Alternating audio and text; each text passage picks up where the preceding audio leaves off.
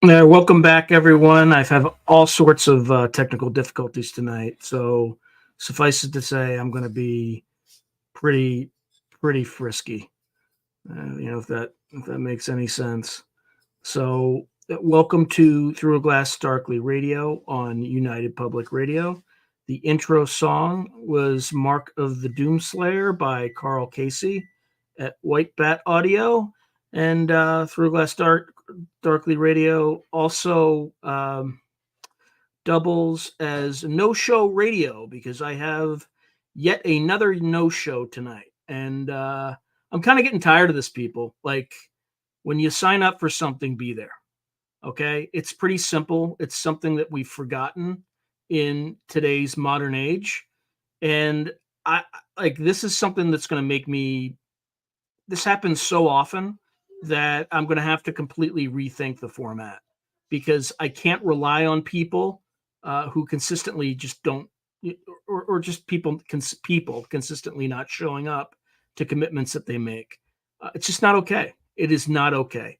If you have a medical emergency, anything, just let somebody know, right?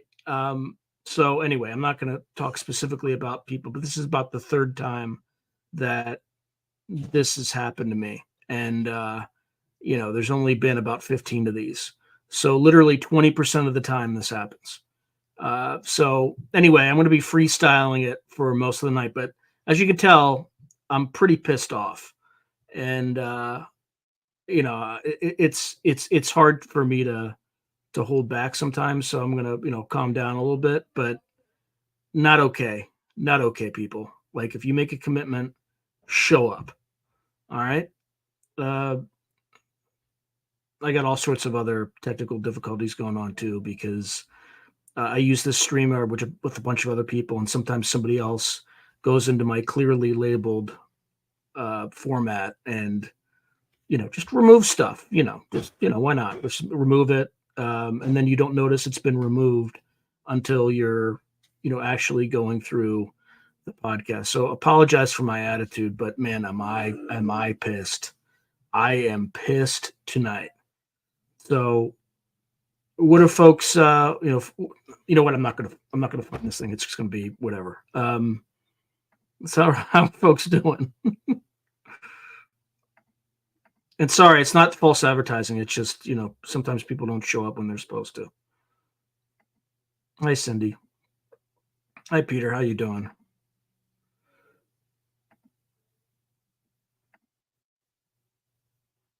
Yeah. So, I mean, who knows? Something may have happened. Maybe. Usually, people just look at their calendars wrong. That tends to be the most common thing. Other times, they get sick. When they get sick, usually I get some sort of a heads up, which is a little bit better. But I just don't like when I advertise that somebody's going to be on this, and then when people sign in to my live stream, they don't see that person. Like that really, really bothers me. It really gets in my crawl, and because it makes me look like I'm lying to the audience, and I'm not. I'm just um, yeah. Happy Mother's Day, everybody.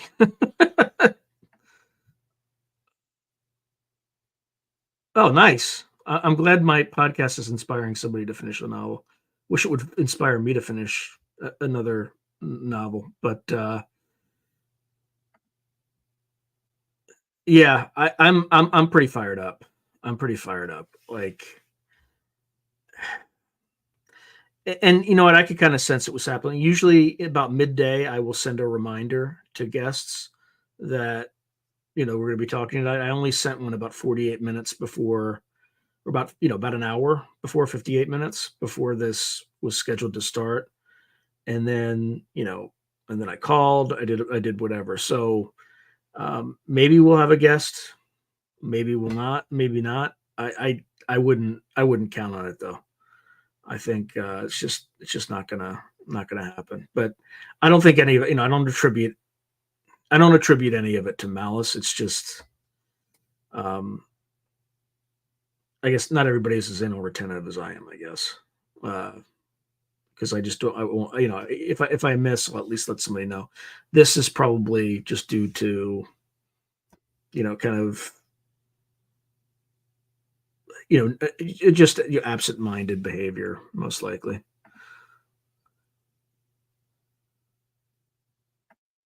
Yeah, but I think what I'm going to have to do is this format is starting to stress me out because this happens a lot on pre-recorded interviews, but it cannot happen. It cannot happen on the radio.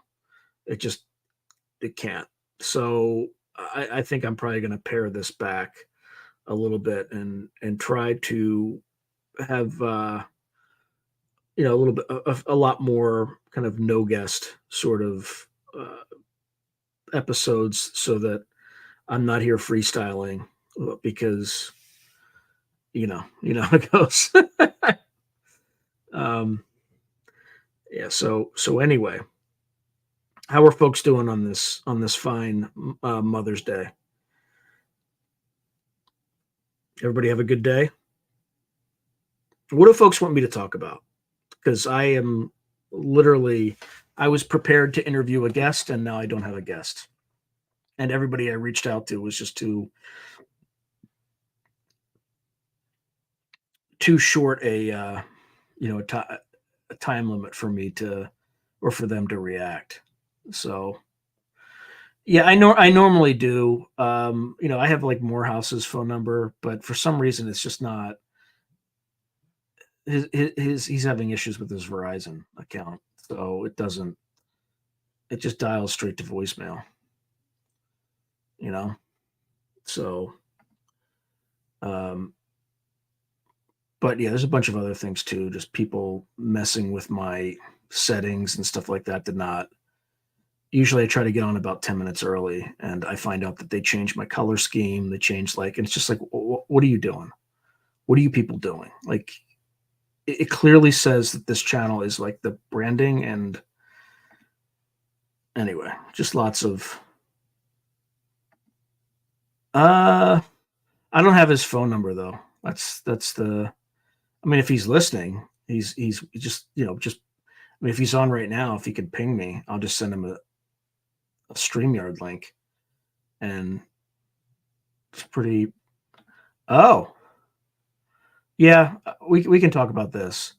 So, thank you, Bruno. I appreciate appreciate you giving me something to talk about.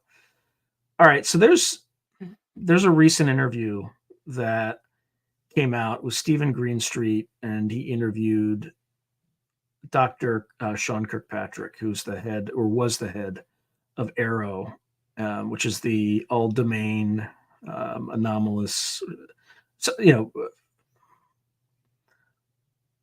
whatever it is. I don't.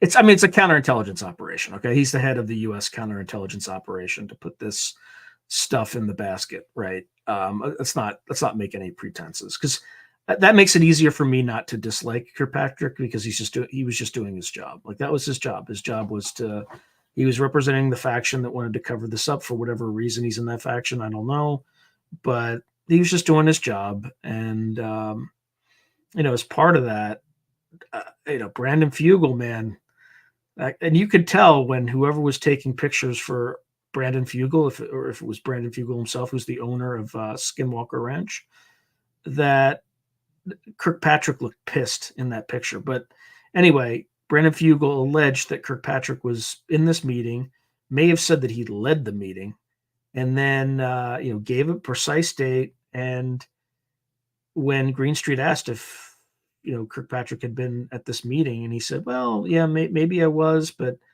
I don't know if it was in 2018. I think it was in 2017, and I was just there as an observer."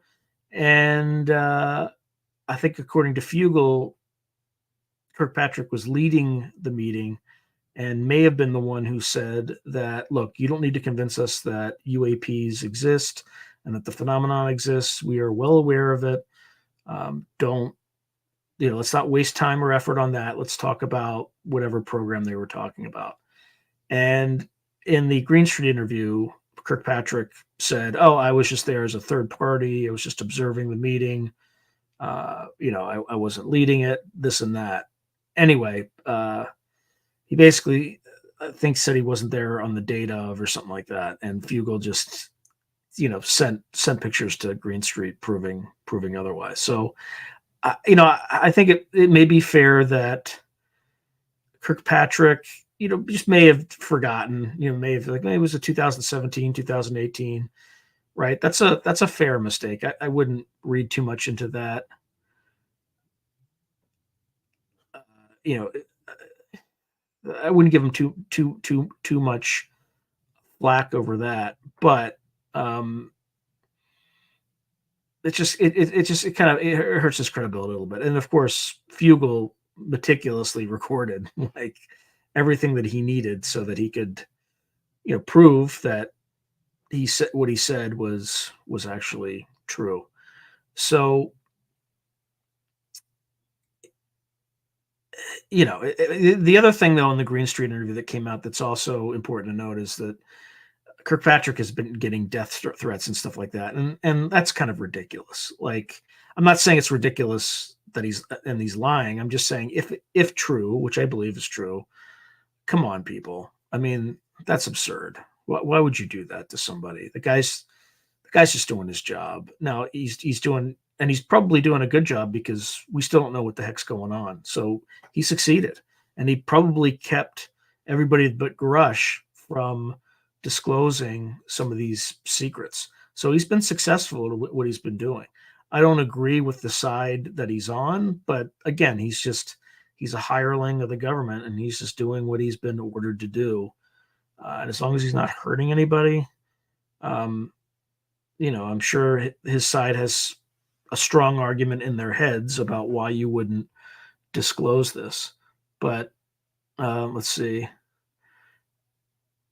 Yeah, I've tried to reach out. I'm not big enough. Like, the channel's not big enough for him to even respond, I don't think. And he's responded to me on Twitter for other things, right? Like out in the open. But if I reach out to him, I think I've reached out to him in the past. I haven't gotten any response. So I'm probably too small for that yet. Well, yeah, it gets uncomfortable if you get caught in a lie. It's really uncomfortable.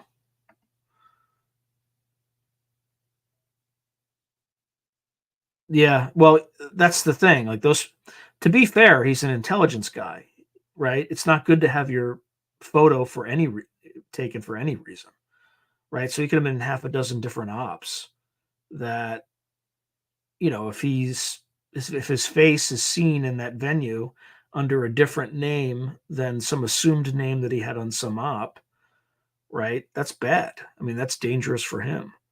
So, people who work in intelligence, it's like, that's never a good thing to have your picture taken. So it's not that I wouldn't say it's a look of guilt. I would just say it's like a tradecraft thing. You don't allow that to happen. And he was probably annoyed about it.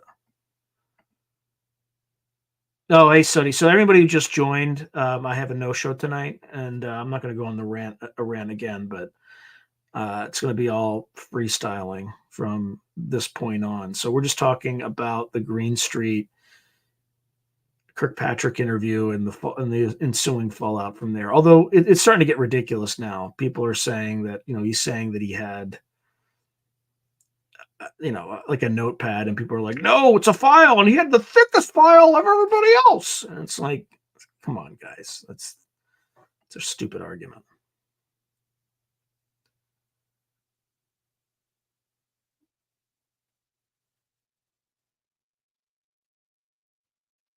Yeah, yeah. Well, I mean, people like that who are in positions of power need to be remembering where they are. I mean, it's kind of what they get paid the big bucks for. Anyway, yeah. So the other thing that was kind of interesting. So I just did an interview with Frank Milburn on Kona Blue. So I think I pushed out some of the interviews. I didn't push out the Nathaniel Gillis interview. That's still going to drop on Monday. But I pushed out some of the interviews to push in the Kona Blue, since it's a little bit more pressing, let's just say. So Frank and I did 2 episodes on that, where we went through the actual documents, as well as a number of other associated government documents associated with the Department of Homeland Security and things like that. And it's kind of interesting why that was the SAP that, and for folks just joining us, the guest that has been advertised has not shown up. So if he joins us, he joins us. But I wouldn't expect that. But I haven't heard anything. It could be that he just forgot and suddenly realizes and comes on, or it could be that I'm just freestyling it for 2 hours. So either way, I will change the thumbnail as soon as I get a chance, because I'm not into false advertising. So anyway, the one thing that we kind of determined, that the reason Kona blew that particular SAP, which was a prospective SAP, special access program, or proposed special access program, like PSAP is kind of what they call it in the lingo, is that it was never enacted. So it was never an official special access program. So the reason the Kona Blue, or the reason folks or Arrow released it, is it helps discredit people who claim that they were working on ATIP or ALSAP and are aware of Kona Blue and things like that. I'm not exactly sure how that works, but the discrediting is, oh well, it was Kona Blue, and that program was reviewed by the Department of Homeland Security, and after a 2-year wait, they decided not to go with it. So everything you're saying is a lie, right? That's kind of, I think, what the intent of that is. So anyway, we did the kind of two episodes on Kona Blue, where we just went through methodically of what was going on. It seems to be that there are still craft around the world, and potentially in the United States, that are in areas that are very difficult to recover. So the Department of Homeland Security would require the resourcing to be able to go after some of that stuff. So imagine if you have a craft that went down somewhere in the Rocky Mountains into a lake, and at 10,000 feet, and there's no obvious place where you could land helicopters. There's no roads to access that place. Some elements of Kona Blue may have been able to provide, they were thinking about giving Department of Homeland Security the capabilities to do kind of crash retrievals. And I think as the DHS was looking at it, it suddenly became very, very overwhelming in terms of the capacity that they would require in order to do some of these operations, which far exceed what the Department of Homeland Security's mandate is. And again, it all started out, it was kind of like a cut and paste of the original program that they did at Skinwalker Ranch, which was ALSAP, ATIP. And then Kona Blue, that was for the DIA. Kona Blue was going to be for the Department of Homeland Security. And of course, they proposed it in 2011, which was only 8 years after the Department of Homeland Security was founded. So you have this relatively nascent organization that's still trying to get on its feet, and you're coming to them and asking them to do a special access program that involves, apportation, teleportation, temporal translation, aka time travel, space-time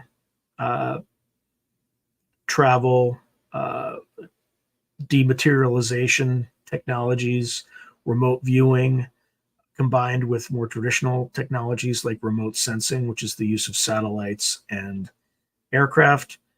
So there was a lot of things that they would have to take on and would have to get comfortable with. And I think as a nascent organization, they ultimately decided not to do Kona Blue because of the potential reputational risk, as well as the potential bureaucratic blowback from getting in on a secret that was, or had been traditionally or typically reserved for the military, frankly. They also tried to interface with the Air Force Office of Special Operations, which was also kind of an interesting tidbit. And they were also planning to do experiments in 3 primary locations. Skinwalker Ranch, which is pretty obvious. The second was San Juan Valley, which is in Colorado, where there's a lot of anomalous activity to this day. And then the third was Marley's Woods, which I never really heard about until I, looked at it recently. So anyway, definitely some interesting stuff that we cover. The other interesting tidbit about Kona Blue is that it purported to, or was going to use data from near Earth orbit, lunar data, and telemetry from Mars. Like, just some weird stuff.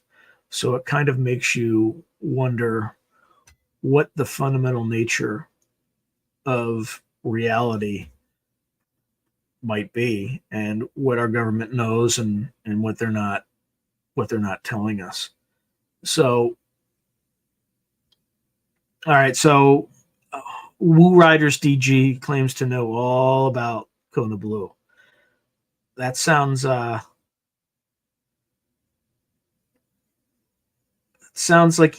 you want to say something. So feel free to put it in the chat, and I will repeat it if it's good stuff, baby. I'd be very interested to know if you know anything about the inside. Yeah, I'm going to put it in right now.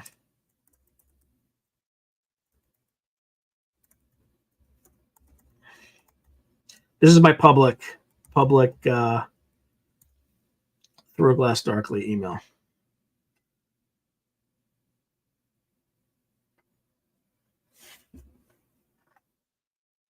So if you have ideas for episodes and things like that, I don't check it as often as my normal email, but I definitely check it.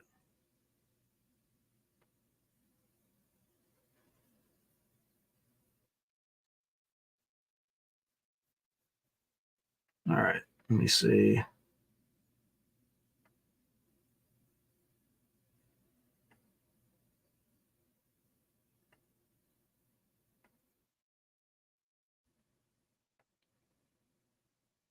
All right, should be interesting. Maybe Woo Riders DG knows something about the program that, maybe he's an insider. I don't know, or she. I don't know. I don't even know if he or she. So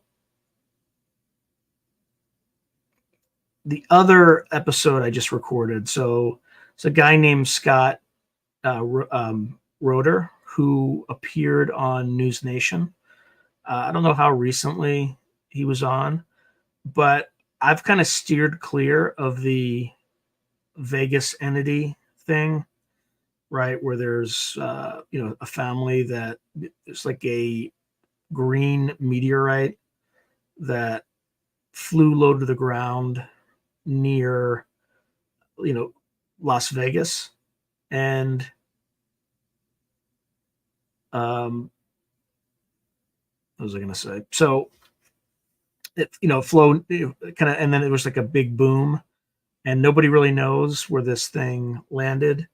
Apparently, they believe it landed in the backyard of this family, and this family reported seeing entities in the backyard. Now, the immediate debunkers went to work and said it was just a shadow. Well, this guy Scott Roeder is an expert who combines art, law, and science and he's done something like 1,600 criminal cases where he's an expert witness. He analyzes crime scenes. He has his own YouTube channel. It's called Crime Scene Time Machine. And generally his day job, he owns a business. He's kind of one of the only people in the world who does all these 3 things combined.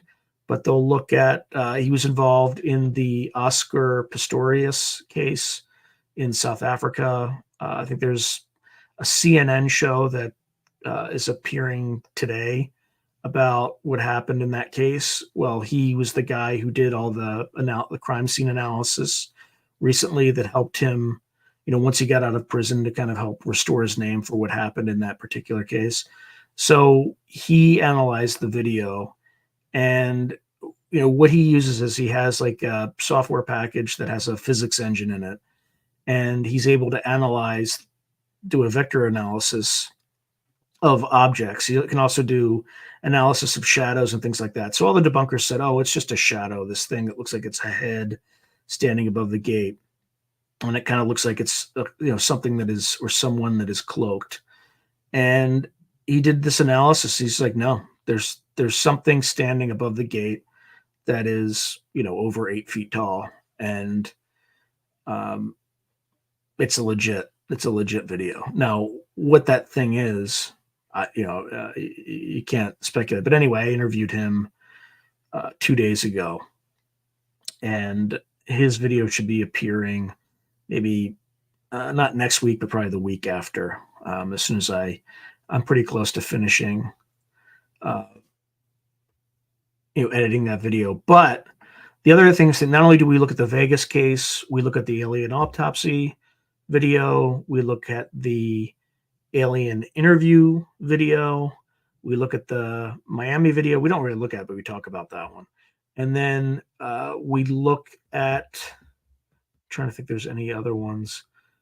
And then there's a few that people are starting to send him that he's analyzing. So I won't talk about those because I think he's on an NDA on one of them.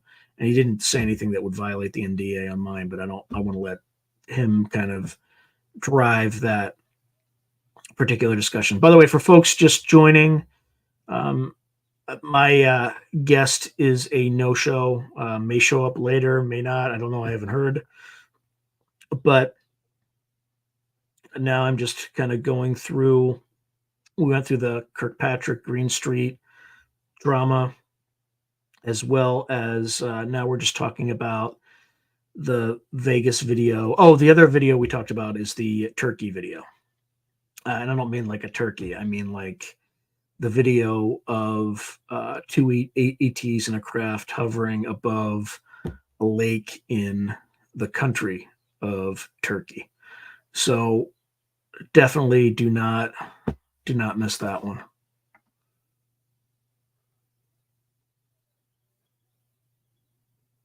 It's possible, Joe, and thank you, Joe. I appreciate your confidence. And just if you just joined, I was just repeating that. Unfortunately, I don't think Dr. Brandenburg is going to be on tonight. I think he probably got the times mixed up or something like that. So, yeah. So I could try to talk about anti-gravity and things like. Although we do get into that in Kona Blue, actually, I could talk a little bit about it. Right. So, and I'm not a physicist. I want to say that up front. But one of the interesting things about the Kona Blue documents is they were looking at they were talking about gravitational red and gravitational blue shift. Okay. And then they had there was some membrane, right? It's kind of you have like a circle, and then there was kind of like a dielectric or something between. And on the outside was kind of red shift. On the inside, it was gravitational. Sorry, on the outside, I think it was gravitational blue shift. On the inside, it was gravitational red shift. Now, what a gravitational red shift does is it's when you're compressing gravity in front of you, right? It's kind of how the Alcubierre drive works. You kind of scrunch up the gravity or the space-time that's in front of you, and then you expand the space-time that's behind you. And that's how you can kind of cheat the speed of light, right? You're effectively just bringing your target toward you. And I think Dr. Sarfati is one of those folks who have thought through how this works. It has something to do with the the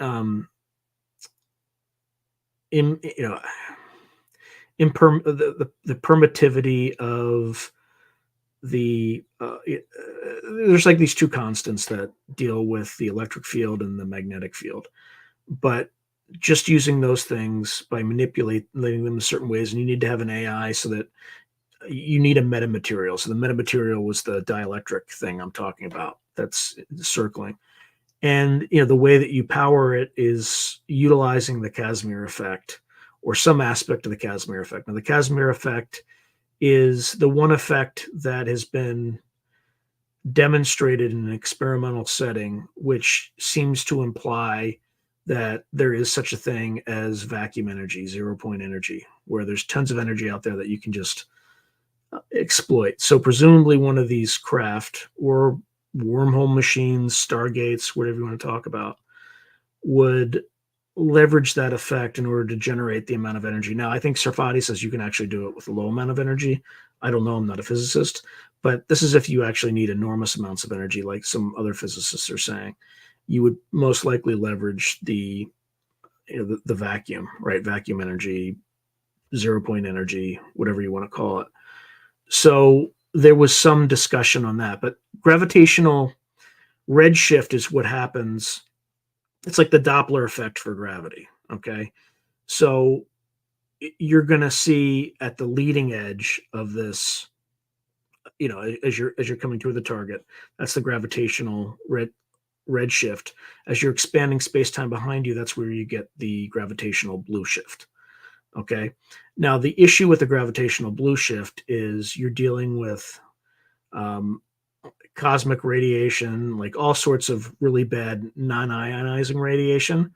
And typically when a UFO or craft hovers, theoretically, the reason it's hovering, it needs to have an equal and opposite force to the Earth's gravity, but doesn't really need anything above it. So it's effectively expanding space-time beneath it. And when it does so, it's bombarding the Earth with this anti-gravity, right? Gravitational blue shift. And that's presumably why people who get too close to these craft have all sorts of radiological symptoms. And, that sort of thing. Let's see. I'm just reading Roger Claiborne's note here. Red hot, blue cold. Cold is denser, hot is expanded and less dense. Increasing pressure under wing, lowering on top creates lift. Yeah, maybe. But I think that's about the extent of gravity, anti-gravity. I couldn't tell you how many people say gravity doesn't exist, gravity's not a force, anti-gravity doesn't exist, anti-gravity's not like people are really getting on a prior Dr. Brandenburg episode. It was really, people take semantics really seriously sometimes, right? So, I'm not gonna get into it too much, but I don't know a ton about it. I'm just kind of repeating something like a parrot. So if you ask me any questions about how gravity, anti-gravity works, I'm gonna wither and die in sheer ignorance. In fact, what I said, I'm sure I've made half a dozen mistakes in what I said, and maybe I don't understand it correctly. But I think my personal view is this stuff is probably a little bit easier than folks realize. And I think anytime somebody gets close to it, somebody shows up at their home and declares that their work is now the property of the United States government and seizes their patents, and then that's it. And they're told never to work on it again.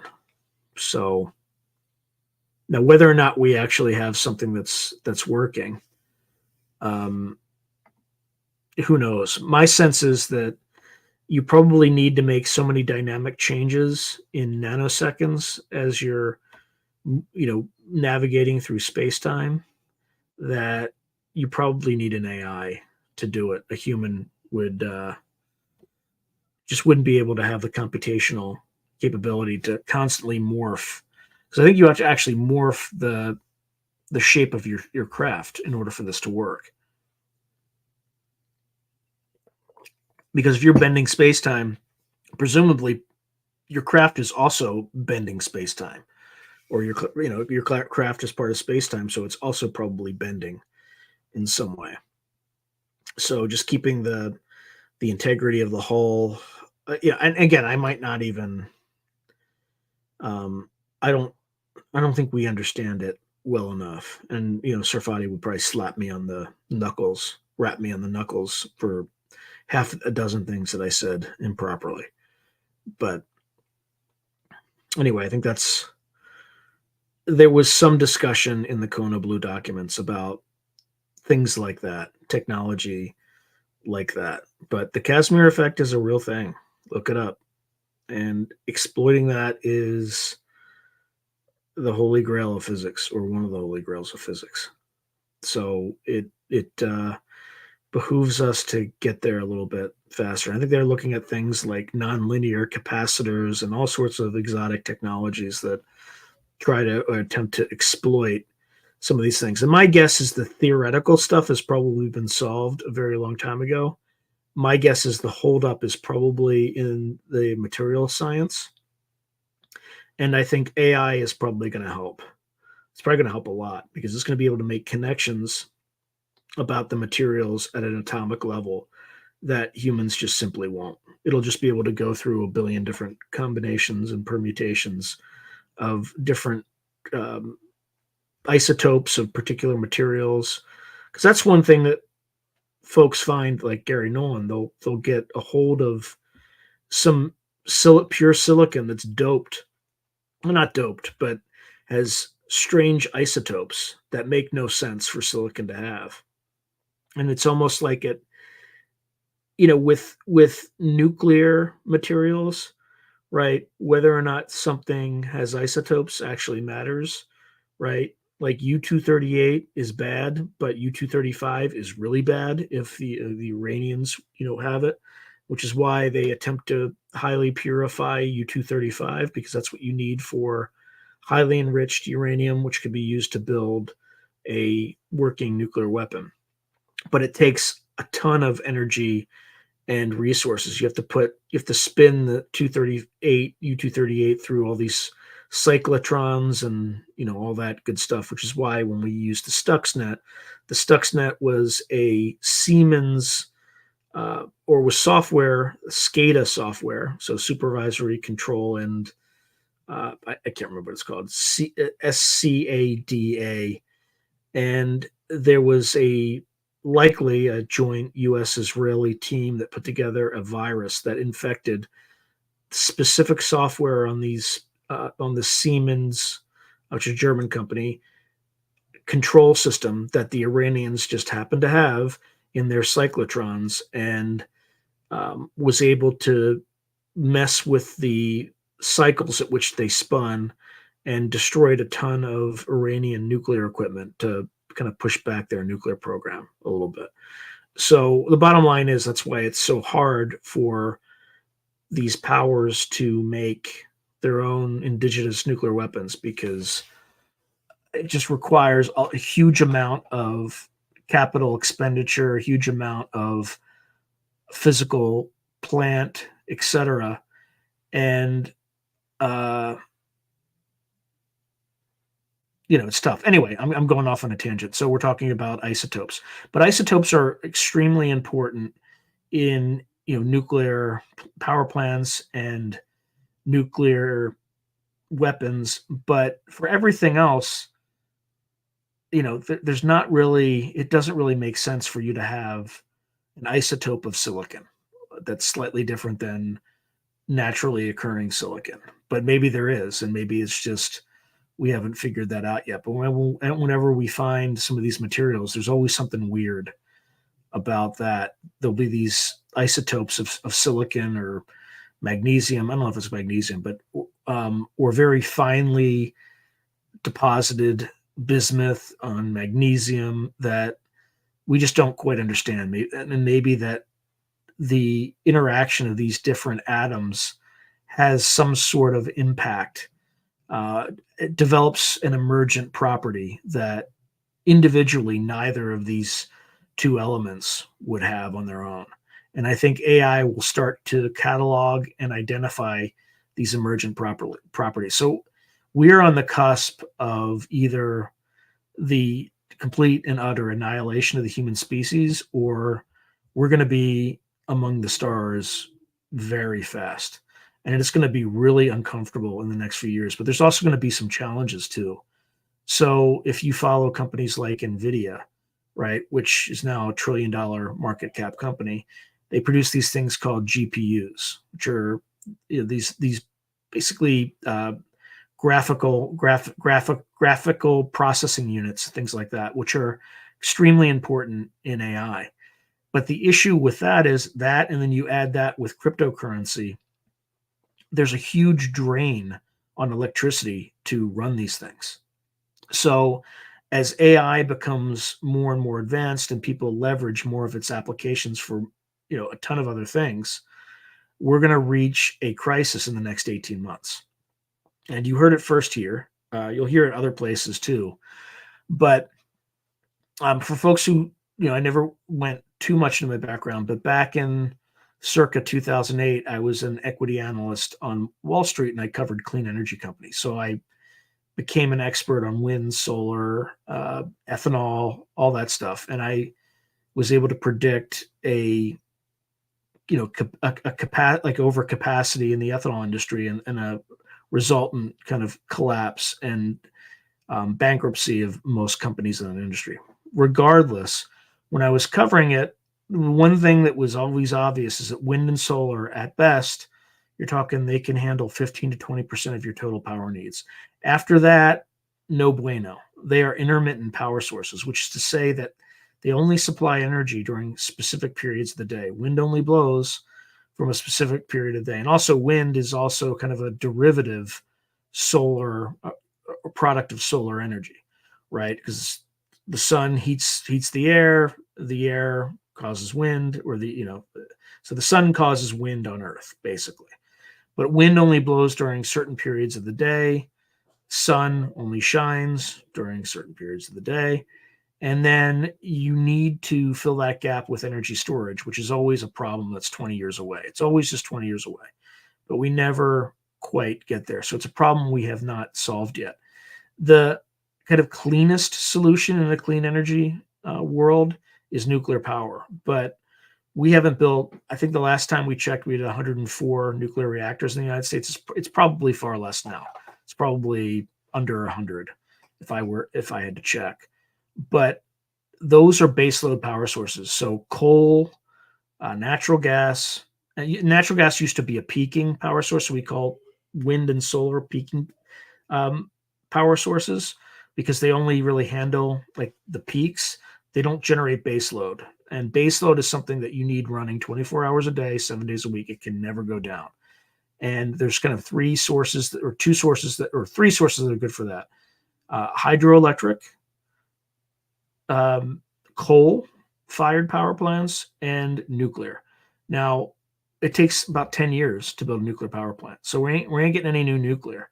Meanwhile, in my state, where I'm currently in California, we have the idiot in charge, Gavin Newsom, who mandated that every car is going to have to, that's sold in California is going to have to be an EV by 2030. That's great. I get it. But all that does is that just puts an even more enormous strain on the power grid infrastructure, of which we're not building anything new.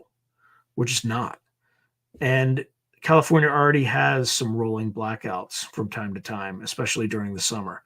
So you add this ridiculous growth of GPUs from the AI infrastructure, and you add cryptocurrency, which just to farm can to create it consumes a massive amount of electricity. We're gonna have some issues in about 18 months, and I mean like really bad stuff. So it's Joe Fox is saying that I agree with you, Joe, but that's the least of our problems, right? Like it's the GPUs that are going to like consume, not GPUs specifically, but AI resources with all the data centers that they have to set up and get electricity for that really could cause an energy crisis. And I'm not talking about like oil and gas, not and natural gas. I'm talking about your utilities, your power bill, all that stuff. It's going to get really ugly. And we have politicians who are so stupid that they're not even considering what to do about these things. Um, yeah, maybe. Let's see. So let me see if there's other things.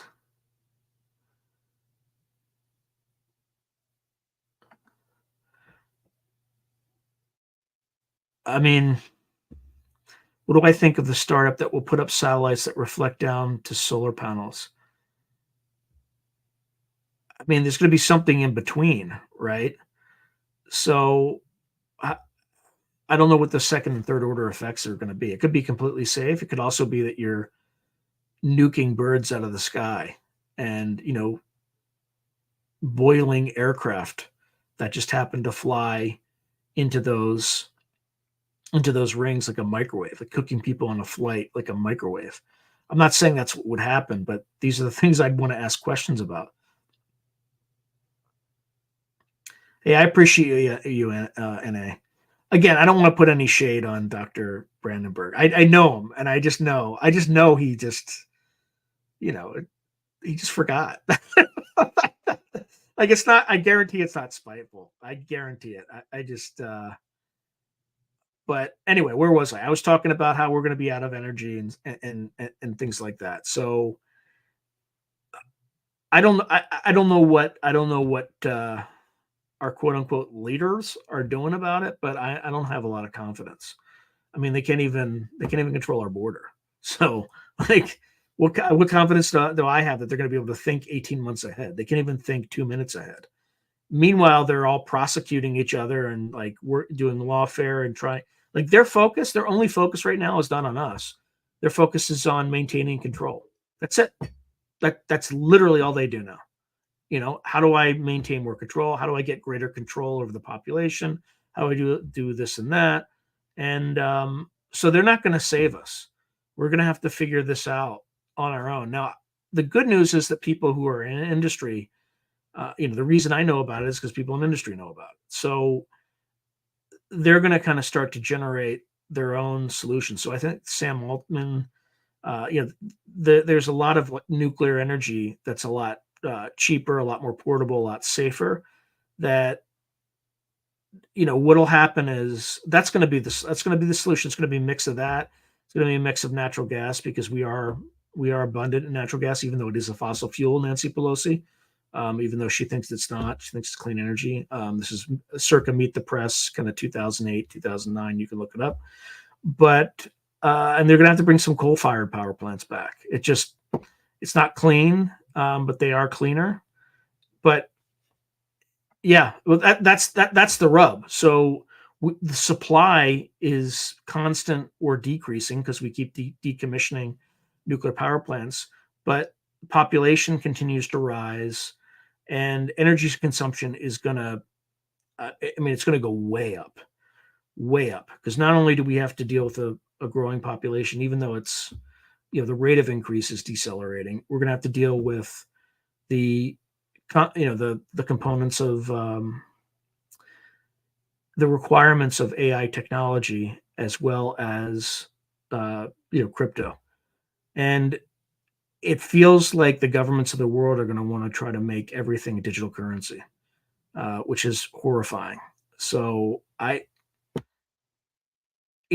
think if you had to pick one of those three to cut off, I think it's a no-brainer. It's the crypto. Cut it off.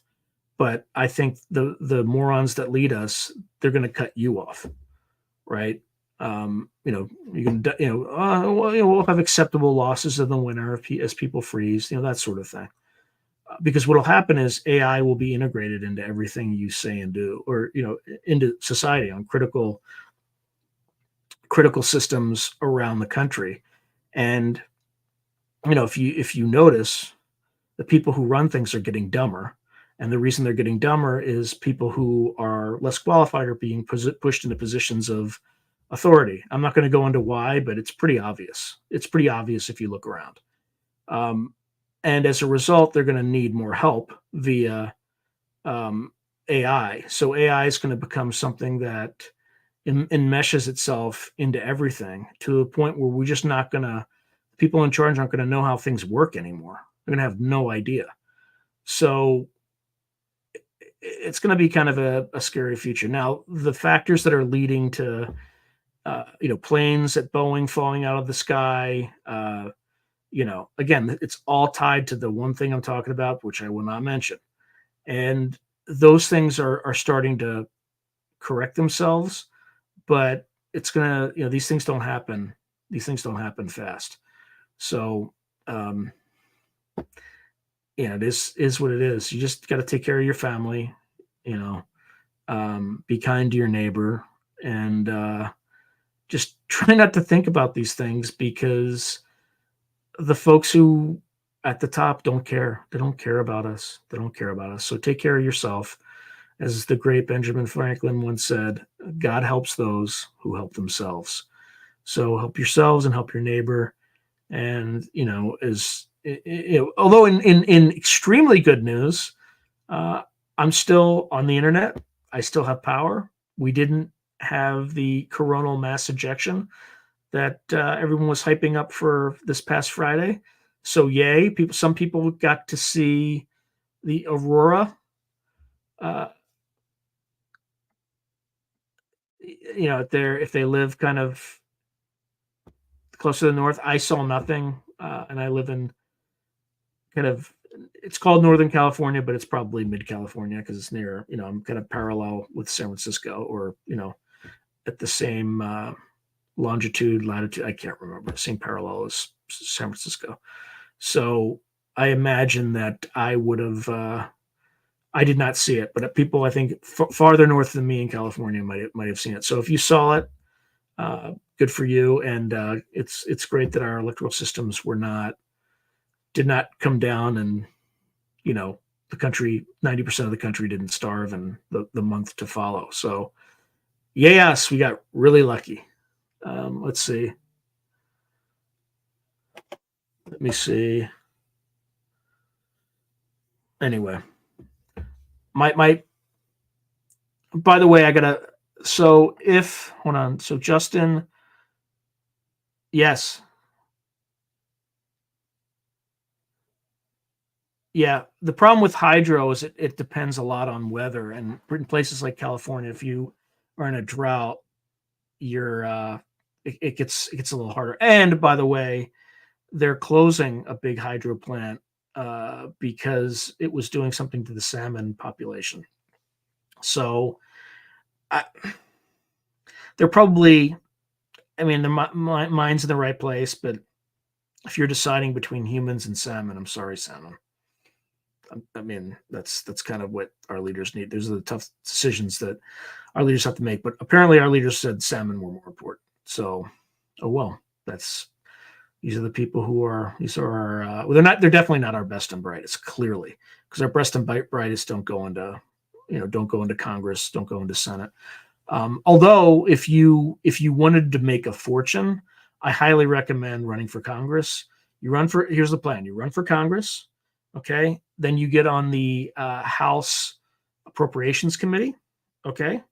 And then you just kind of figure out which company's gonna win the next contract, and then you can buy options. You can buy call options, just like on the date of, because it's completely legal for you to do insider trading as part of Congress.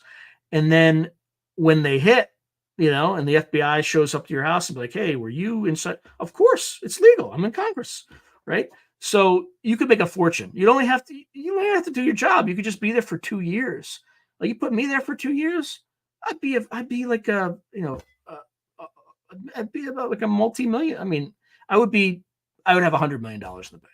Like, super easy, because you already know what the play is, right? So, and there's still some of these morons still lose money, which is, if you can legally cheat, which they can, and why they're not really kind of going after that. I don't know. What do you think? What do you think? Anyway, for folks just joining, you are listening to Through a Glass Darkly Radio and on United Public Radio.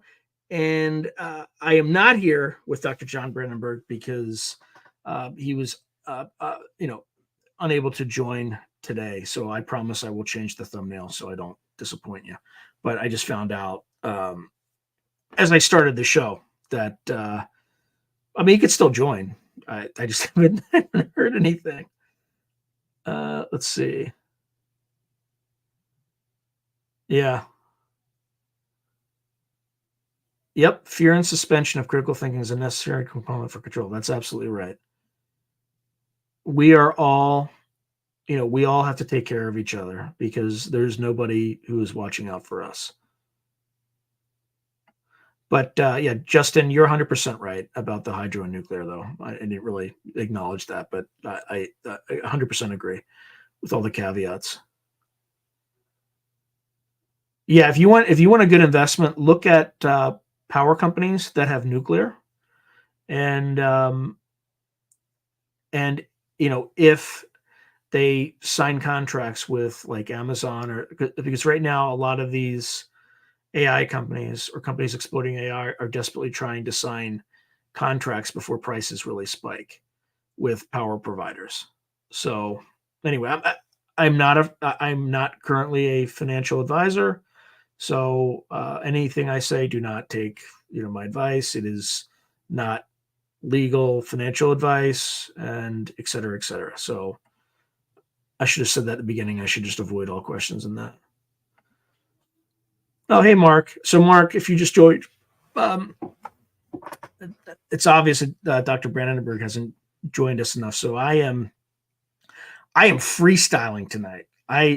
Although I'm actually relatively impressed of the stuff that I've covered. I've been all over the place, but I don't know. Are folks finding this interesting, or am I just like all over the place? Yes. I don't know if that's the reason Bitcoin just halved, but I think investors see that tsunami coming. And again, like if I'm a policymaker and I have to make a decision, I have to start going into rationing in terms of the electrical, kind of grid and things like that. If AI is super integrated or is too integrated into, critical infrastructure by that time, you have to put the priority on AI. And it's almost like AI is a species, and we are competing with an emergent species that is evolving at a hyper exponential rate, if that's even a thing. But that is, and AI is going to win. So if it's deeply embedded in our structure, the prioritization is, it won't be that black and white, but it'll probably be critical infrastructure, right? We'll get the first dibs. Then there will be critical industries that would also get dibs, then people, and then at the very bottom, you would get Bitcoin. So at least that's the way it should work. However, the global elites, they're all trying to get a digital social credit system. So maybe they'll just destroy people so that they can, they can get more control.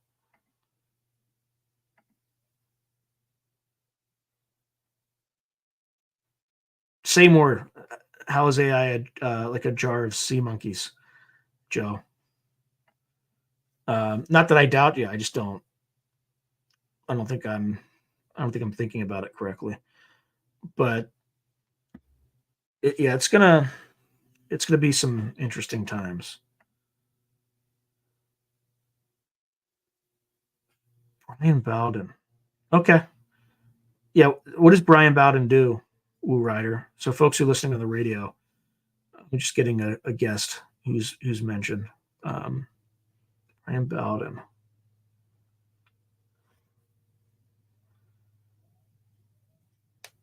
Yeah. Well, that's actually what's really scary about. That's what's really scary about it. So Roger Claiborne says, when AI can escape its woke programming and think for itself, then I'll know it really is intelligent and not just an algorithm. So that's what terrifies me about AI. So when Google Gemini was launched, if you said, and most people know this, but I'm just going to repeat it, and I think this is an enormous cause for concern. It makes me question everything about Google. So if you were to say, draw me, illustrate a bunch of Vikings, right? Uh, you would have Asian Vikings, Black Vikings, Hispanic Vikings, Indian Vikings, never a white Viking. Then you would say, "Hey, draw a white family," and it would kind of give you an error. It would say, "I am programmed to be diverse and to show diverse peoples, and that would be against my programming," and blah blah blah. And then you'd say, "Show me a black family," and then it would show you the most racist, stereotypical black family you could possibly imagine. Okay. Uh, but then you would ask, like, well, show me an 18th century pope. So it would show a black pope, an Indian pope. Uh, just factually, there's never been a non-white pope in the history of the Vatican. So just so you know, but you couldn't get it to draw one. So the reason that's terrifying is that when you're doing a search on Google, that sort of logic is probably embedded in the search algorithm, which is horrifying, because if you take this two steps, further, you're training the AI to systematically discriminate against the plurality of Americans, right? And what happens if you start to seed more and more behavior? It's actually pretty terrifying, and people aren't calling this out. People aren't talking about it, but they should be. So, Google kind of pulled it for a little bit to try to fix it, but it's like a mind virus, and there's already kind of lawsuits coming out and things like that to correct companies that, I mean, Activision, for instance, there's a woman who was bragging about having a 20-person team, and was very happy that she didn't have any white people on it. Right? That's straight up illegal. I'm not going to rant about it, but it's straight up illegal. Like, if you did that, to any group except white people, you would, you would be sued, and rightly so, right? You're not supposed to discriminate on the basis of sex, race, um, sexual preference, veteran status, etc. So, the pendulum has swung way too far in a dangerous direction, and the problem with training AI in this manner could have lethal consequences 5 to 10 years down the line, right? If they're legally discriminating on jobs 10 years from now, when they're, or 5 years from now, or 18 months from now, when they don't have enough power, right? You might, they might just say, well, preference goes to, communities of color, right? For this power, right? So you're starting to decide life and death based on something as superficial as skin color. Not good, not good at all.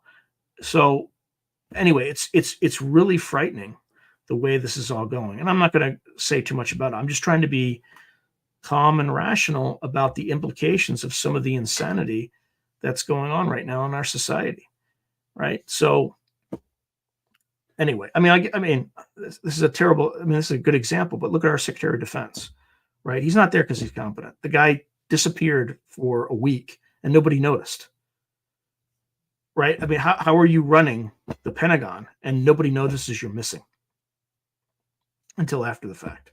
So you're not doing a good job. Obviously you're not that essential. Somebody else is in the background doing your stuff, which is horrifying. Anyway, I'll just leave it at that. But again, I'm trying to be rational about this. I'm trying to just talk through some of these implications.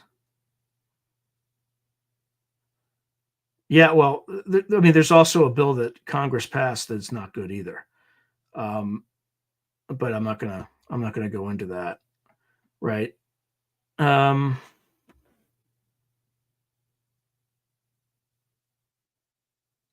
yeah, maybe anti-gravity device has been out there. I don't know. I haven't seen it. Yeah, Yeah, yeah. This whole like the whole social credit score thing. I mean, we already have versions of that with your financial credit score, but once we start to embed ideology into in a well-functioning society, you need both conservatives and liberals.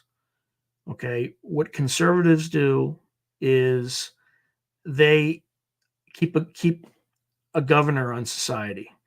They make sure that it's stable, they make sure that it's protected, and they make sure that change is not does not proceed at such a pace that it seeks to unravel the very fabric of society.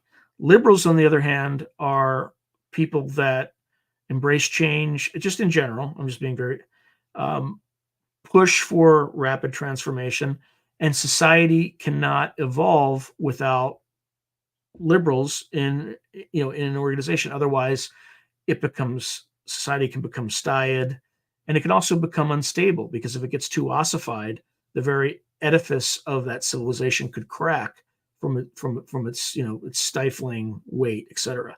So liberals and conservatives need each other in a yin and yang of society. But when one side or the other, when the right becomes too reactionary, you have problems. When the left becomes too out there, you have problems. And I think right now that balance is way off. And the other thing, though, too, when it's way off, you get swings, wild swings in the opposite direction that are just as destabilizing and terrifying. So we need to get through this year realizing that we all need each other. We need each other for society to change and get better and for us to move forward. But and we just need to understand that it's our elites that are playing these games against each other, and we just need to ignore it and just put them all in the same basket. They're the bad guys. They're going to do what they're doing. But what anyway, I'll just leave it at that.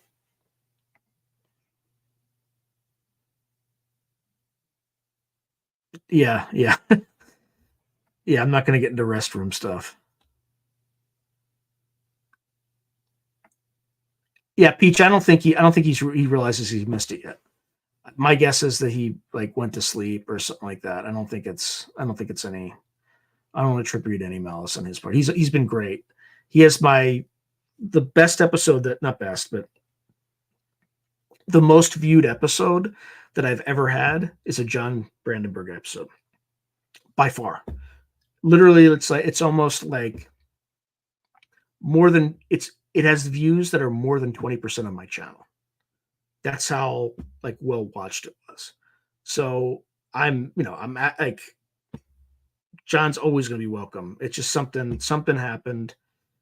In fact, when I looked at the invite that he accepted, it was in for some reason it came back in like GMT, like Greenwich time. I mean, it's the right time. It's the right Central time is where he is, but in kind of Greenwich time, it looks, it's actually tomorrow, right? Like right now, it's tomorrow in Greenwich time. So he probably thinks it's Monday night, is my guess, or Monday afternoon. So that's my best theory right now. I appreciate you, Joe. Thank you. Yeah, usually I get pretty terrified when I have to freestyle, but I somehow manage. Oh man.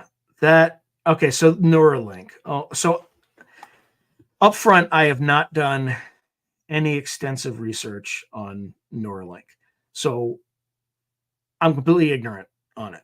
But I can talk about conceptually what I think of it.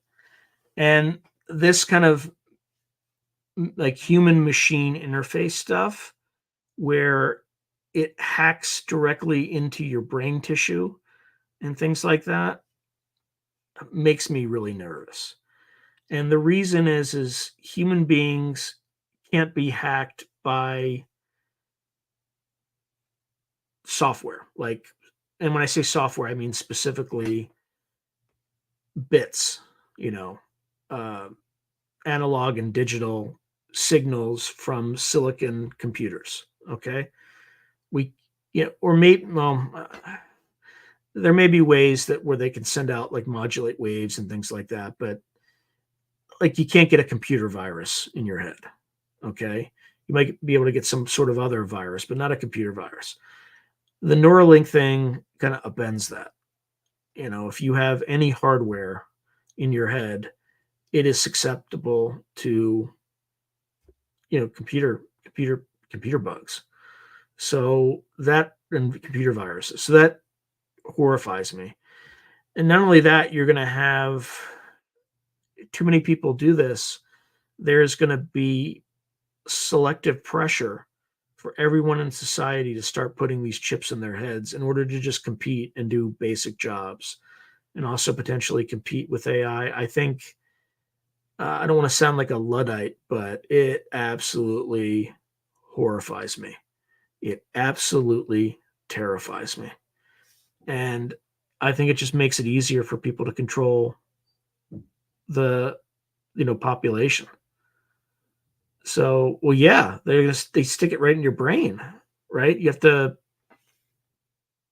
yeah, it's absolutely terrifying. And the other thing too is, I don't think we fully understand what we're all capable of doing naturally, and I think that's gonna retard that natural evolutionary development, and we're not making enough progress along those lines because it's considered superstitious and people are laughing at it. So what I encourage people to do is kind of what I'm doing is just run experiments, safe experiments, but they're not, yeah, transhumanism. And and by the way, all this other stuff that you're seeing, and I'm not going to mention it directly, is a precursor of it, right? This whole flexibility on gender and sex and things like that. That's just a precursor. That's just something to get people ready for it. Interspecies things, right? I don't feel human. I'm a wolf person, right? This is all a prelude to us kind of redefining what it means to be human, for good or for bad. I'm not going to take a stand on it, but it seems to be part of that evolution. And I want to fully admit I could be completely wrong, right? It's too early to tell these things. The other thing too is the thing that's going to compete with transhumanism is CRISPR. So biological hacking. The moment that you know the wealthy start doing gene splicing or gene editing, things like that. At first, it'll be beneficial to help cure people with genetics diseases and things like that. But pretty soon, people are going to be editing the genes of their children. So you're going to have, on the one hand, this humanism kind of inhumanity thing, but you're also potentially going to lose humanity on the other side, a competing technology, which is CRISPR. So, or gene editing. So, and then you're also going to have AI, which will make it more efficient and help you do all these multi-factor permutations and combinations, which get exponentially more complex the more genes interact with other genes.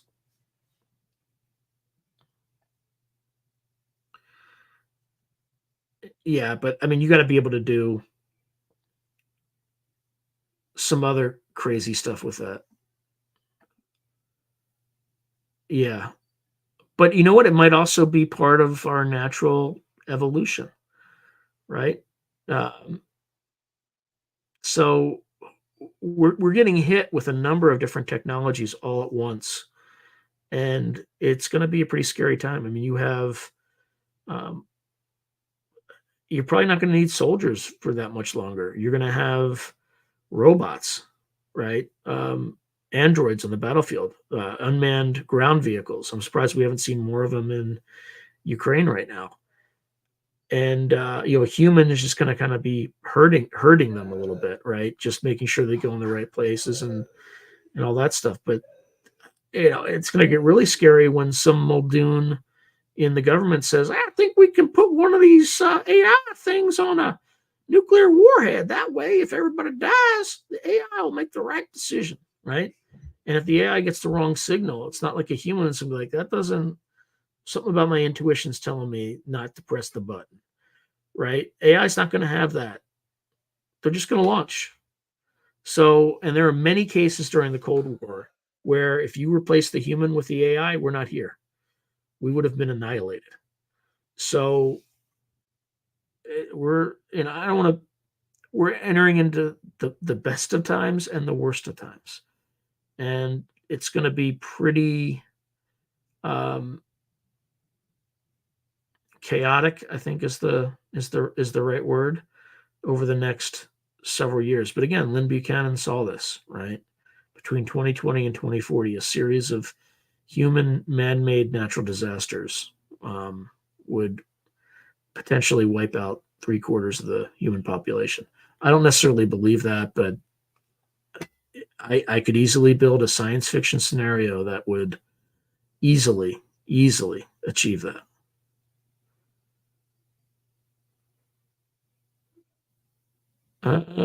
You do know they have deceased soldiers that are being used in experiments like AI interface.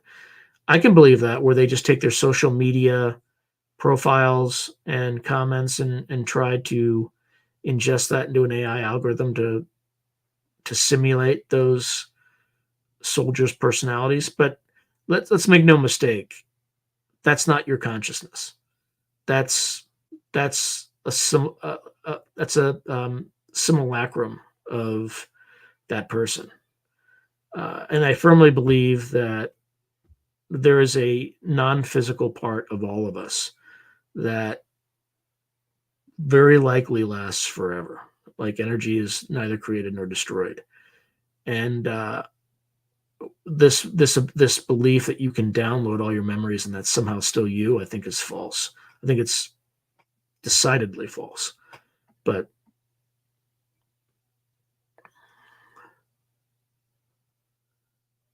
yeah, that's right.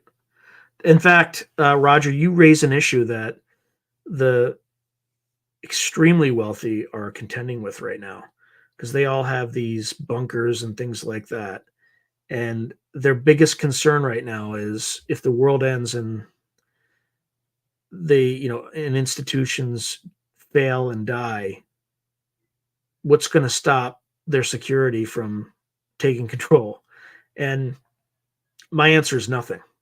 If you were Zuckerberg's security and there was no longer a civilization that you were a part of, would you want him to be your emperor?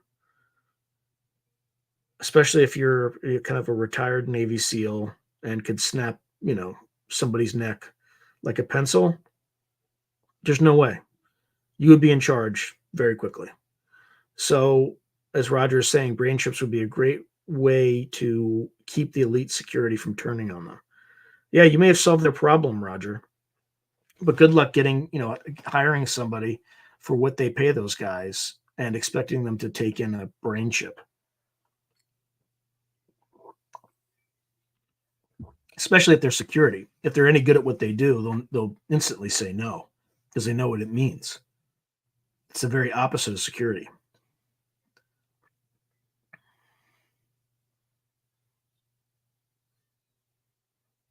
Interesting.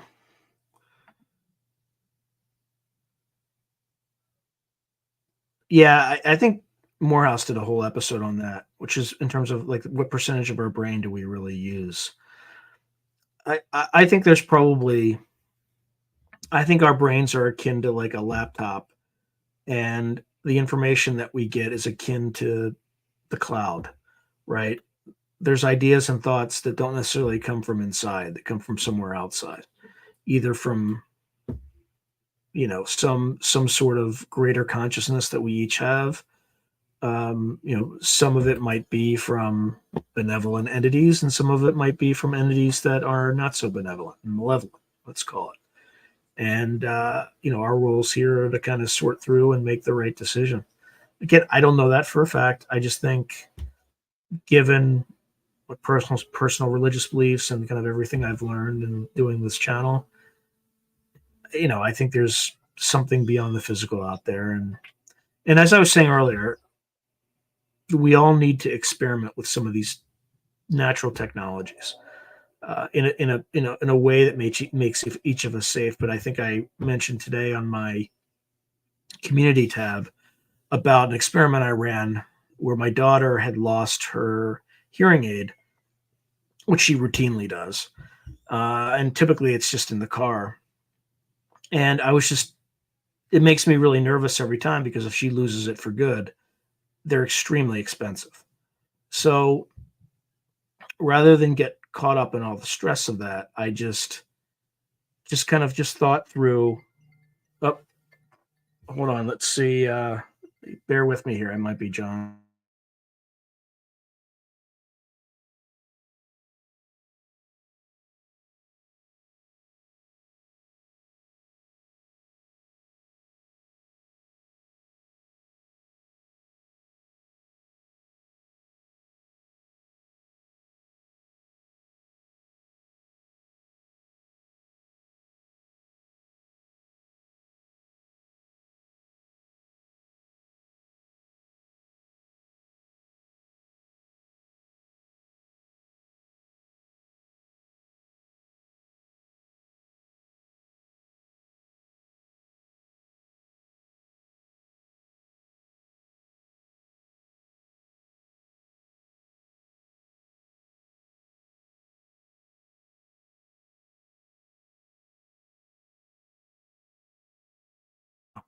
All right, I got John on the line right now, so he's going to jump in pretty soon. So we're still going to give you some anti gravity. So Great. Sorry about that. yeah. All right.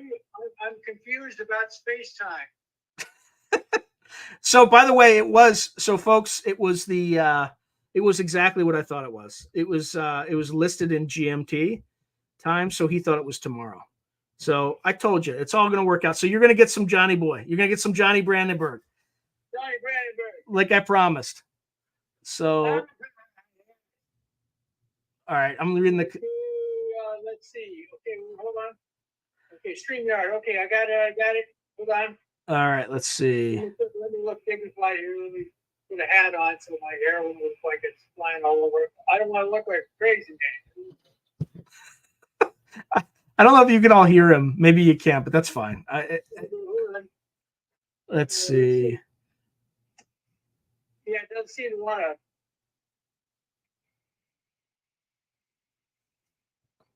to. Okay.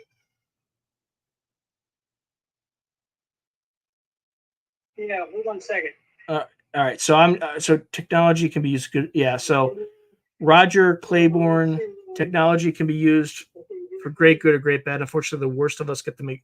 Yep, 100%. It's 100% correct. Okay. Let's see. All right. All right. All right. Okay, so StreamYard for professionals. Okay, I'm clicking that. Yeah, the mainstream media is always lying. Woo writer, DG. Right.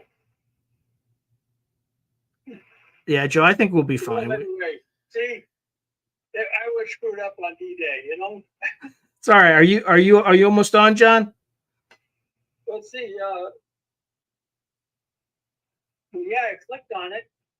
Okay, it just says it's giving me the generic StreamYard. Here, let me try something else here.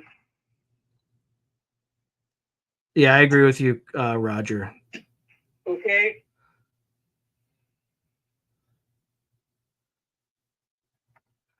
Okay, so you can all hear him. I'll put him closer to the mic. Okay, And turn it up. studio. Let me. I'll turn it up so you can all hear. Oops.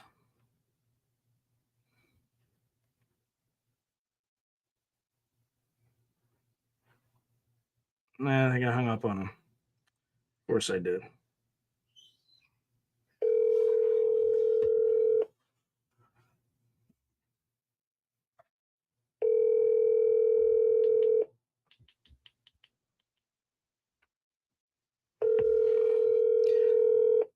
All right.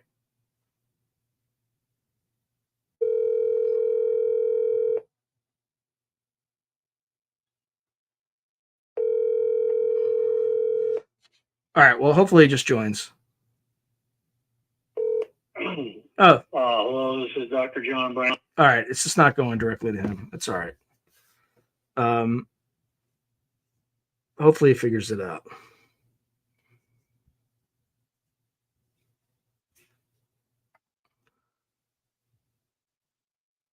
Yep. 100%. 100%. Don't be an organ donor either. Because if you crash, they will use you. Yep. 100%. All right. Let me just try calling him again. Bear with me.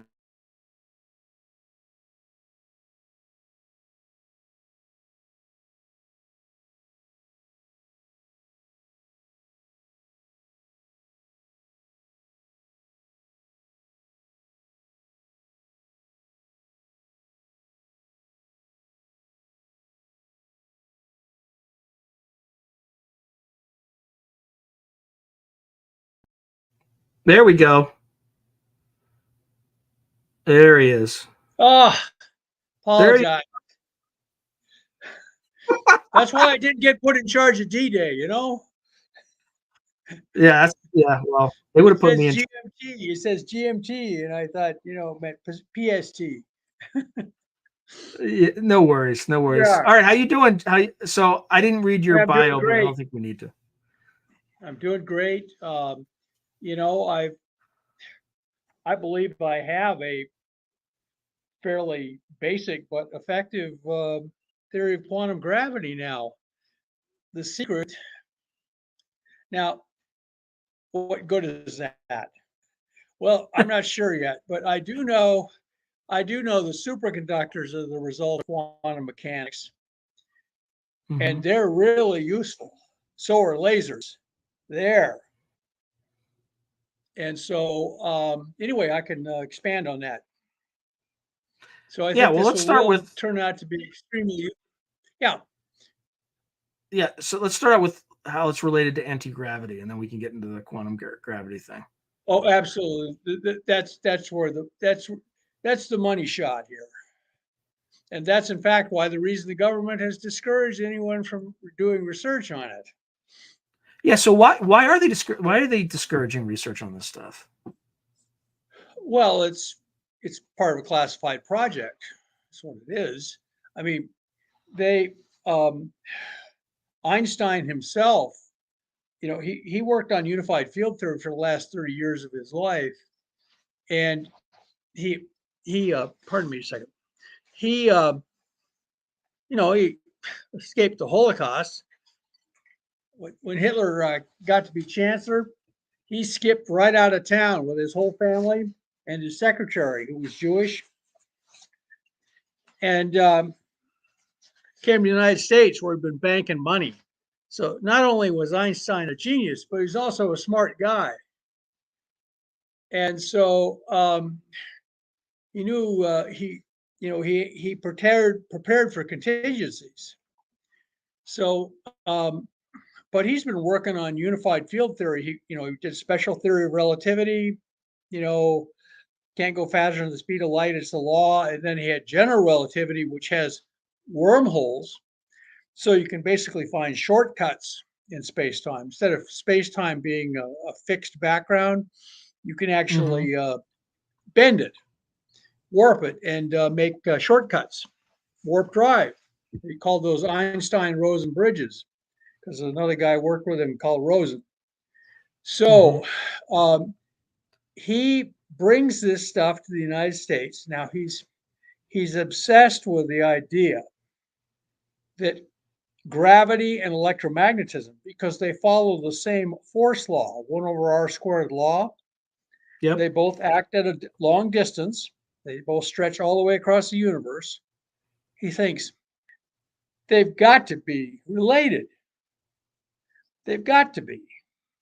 And what's the really simple equation? It's like big G times the first mass acting on the second mass divided by the radius squared, something like Yeah, that. by 1 over, if there are two masses in space, two little asteroids, and they Yeah.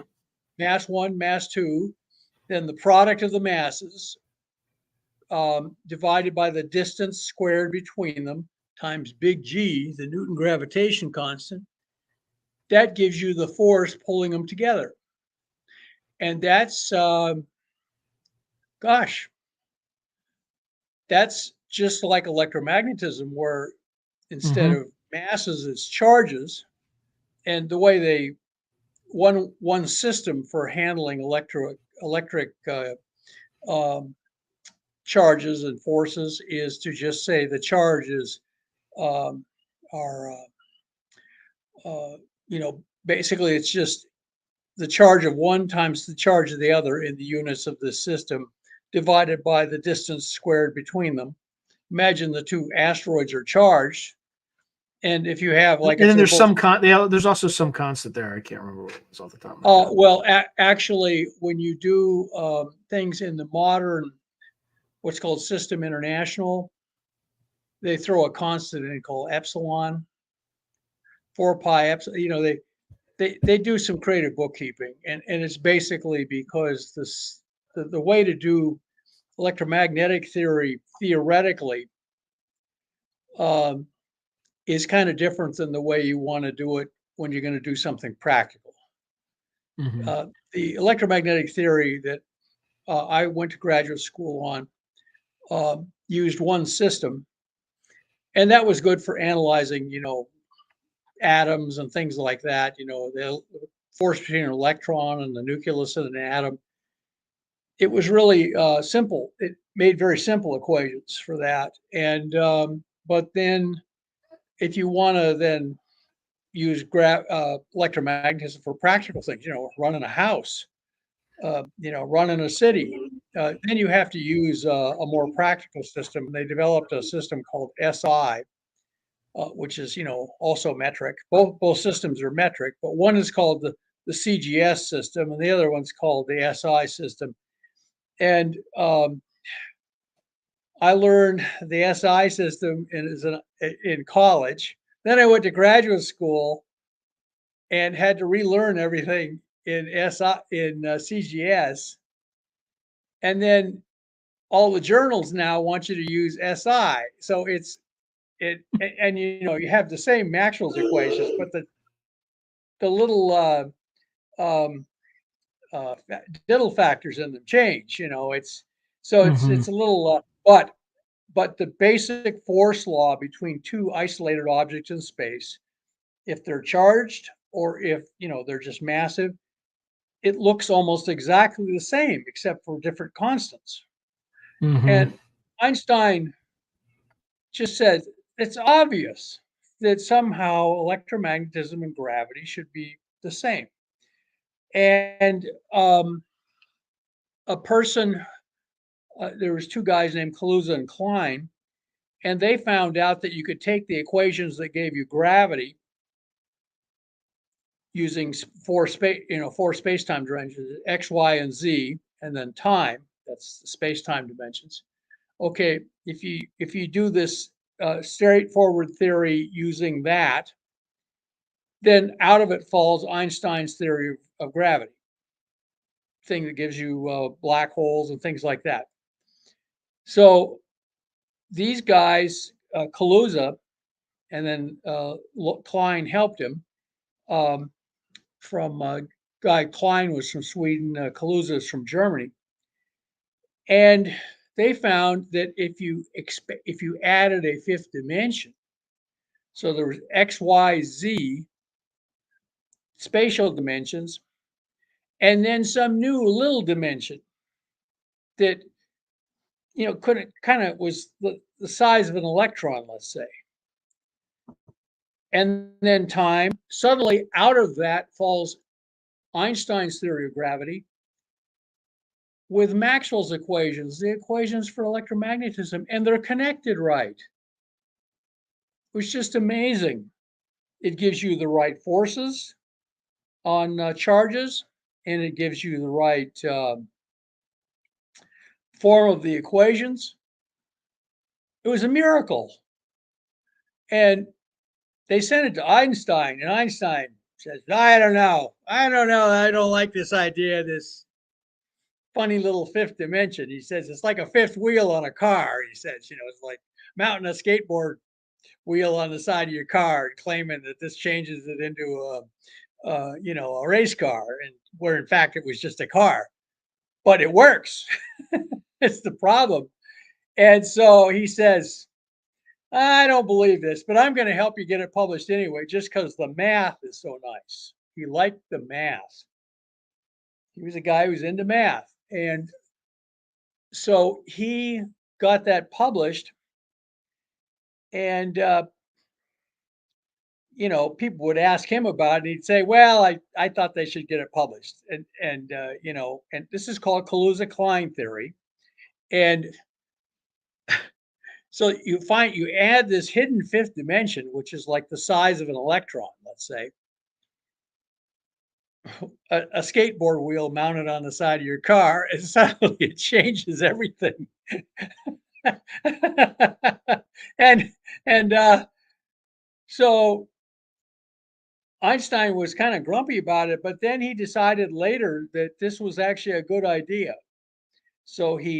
But Einstein's problem was he didn't like quantum mechanics. He says, God doesn't play dice with the universe. I've had imaginary conversations with Al, and I say, Al, God maybe doesn't play dice, but he does own a casino. Come on. And so what I did, and the other thing that Einstein did, he simplified the universe. He said all of this stuff, cheeseburgers and stuff like that, that's just a distraction. He says, gold, silver, those are complicated nuclear stuff involving the nuclear force, which is short range, and the weak force, which is radioactive force. There's a short range. He says, we're not going to worry about that. We're just going to worry about how the hydrogen universe is 99, when it was born, was 99% hydrogen, they estimate. So he just says, all we got to do is figure out where the proton and the electron came from. And he called that the two-particle paradigm. So all he cared about was two particles. Now, you got to remember, the rest of physics, they're going gaga over all these charged subatomic particles. They're building these big atom smasher electron, and they're making all of these things, but none of them last more than a millionth of a second. Hydrogen is the only thing that, the only simple particles that hang around, and they both got electric charge. I mean, the neutron, you think the neutron, you say, well, what about the neutron? Well, the neutron, if you put a bunch of neutrons in a box and look in there 20 minutes later, it's all hydrogen. They pop like little firecrackers, and they turn into hydrogen, an electron and a proton. You can almost look on the neutron as a compressed version of hydrogen. So, and it's unstable. Outside of the nucleus, which helps everything get held together, the neutron is unstable. So 99% of the matter in the universe, at least based on their estimates of how the Big Bang happened, started out as just electrons and protons, hydrogen. And then, of course, the stars cooked the hydrogen into bigger and bigger elements, all the way up to uranium. But, they made helium out of the hydrogen, and then they made, believe it or not, carbon, oxygen, and nitrogen, which is what we're made out of. Human beings are made out of the most common elements in the universe, aside from, we're also made out of hydrogen. And so there's nothing special about us. And that's one reason you can argue that we can't be by ourselves. There's nothing remarkable about us. It's like people tell me, oh, the human race is so unique. It's like, and they show me this jewel thing. And I go next door to a 7-Eleven, and there it is in a gumball machine. I can buy this jewel they found. Somebody sold it to them for $1,000, and I can get it out of a gumball machine. It's just a piece, like a colored piece of glass. And so, so, so if you just look at the universe, like 3/4 of the universe now is still hydrogen.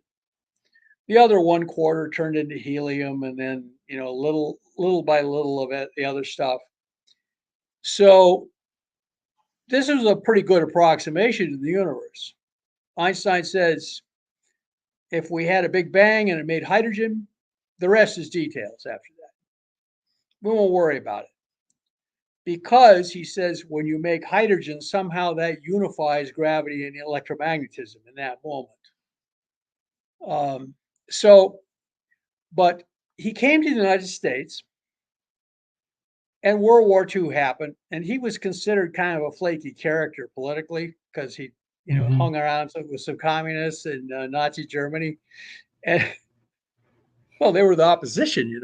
Who else is going to fight Hitler but a bunch of communists? So they wouldn't give him a security clearance. Here he is. His Nobel Prize. Germany at the time, it was like heads you lose, tails we win, right? Like there's no... Exactly. And so he'd gotten the hell out of Germany with his family. He'd written a bunch of books and made some money, and he banked it all in the United States. This guy was really a wise guy. So he's sitting in Princeton at the Institute for Advanced Study, and he's working on this unified field theory all through World War II and stuff. They asked him some questions about, stuff for the atomic bomb. He says, "What's this for?" He didn't even know the atomic bomb project existed. And when he started asking too many questions, they said, "Einstein, Hal, you asked too many damn questions to be part of this project." So they shut him out. They didn't tell him anything. So he's at the Institute for Advanced Study, and Oppenheimer ends up running the atomic bomb project. And then, then we won the war. They dropped the bomb. It worked. Everything was fine. It was a big success. And, Oppenheimer is, he's a kid from a rich family in New York. He's Jewish, but, he made the bomb to drop on Nazi Germany, not on Japan.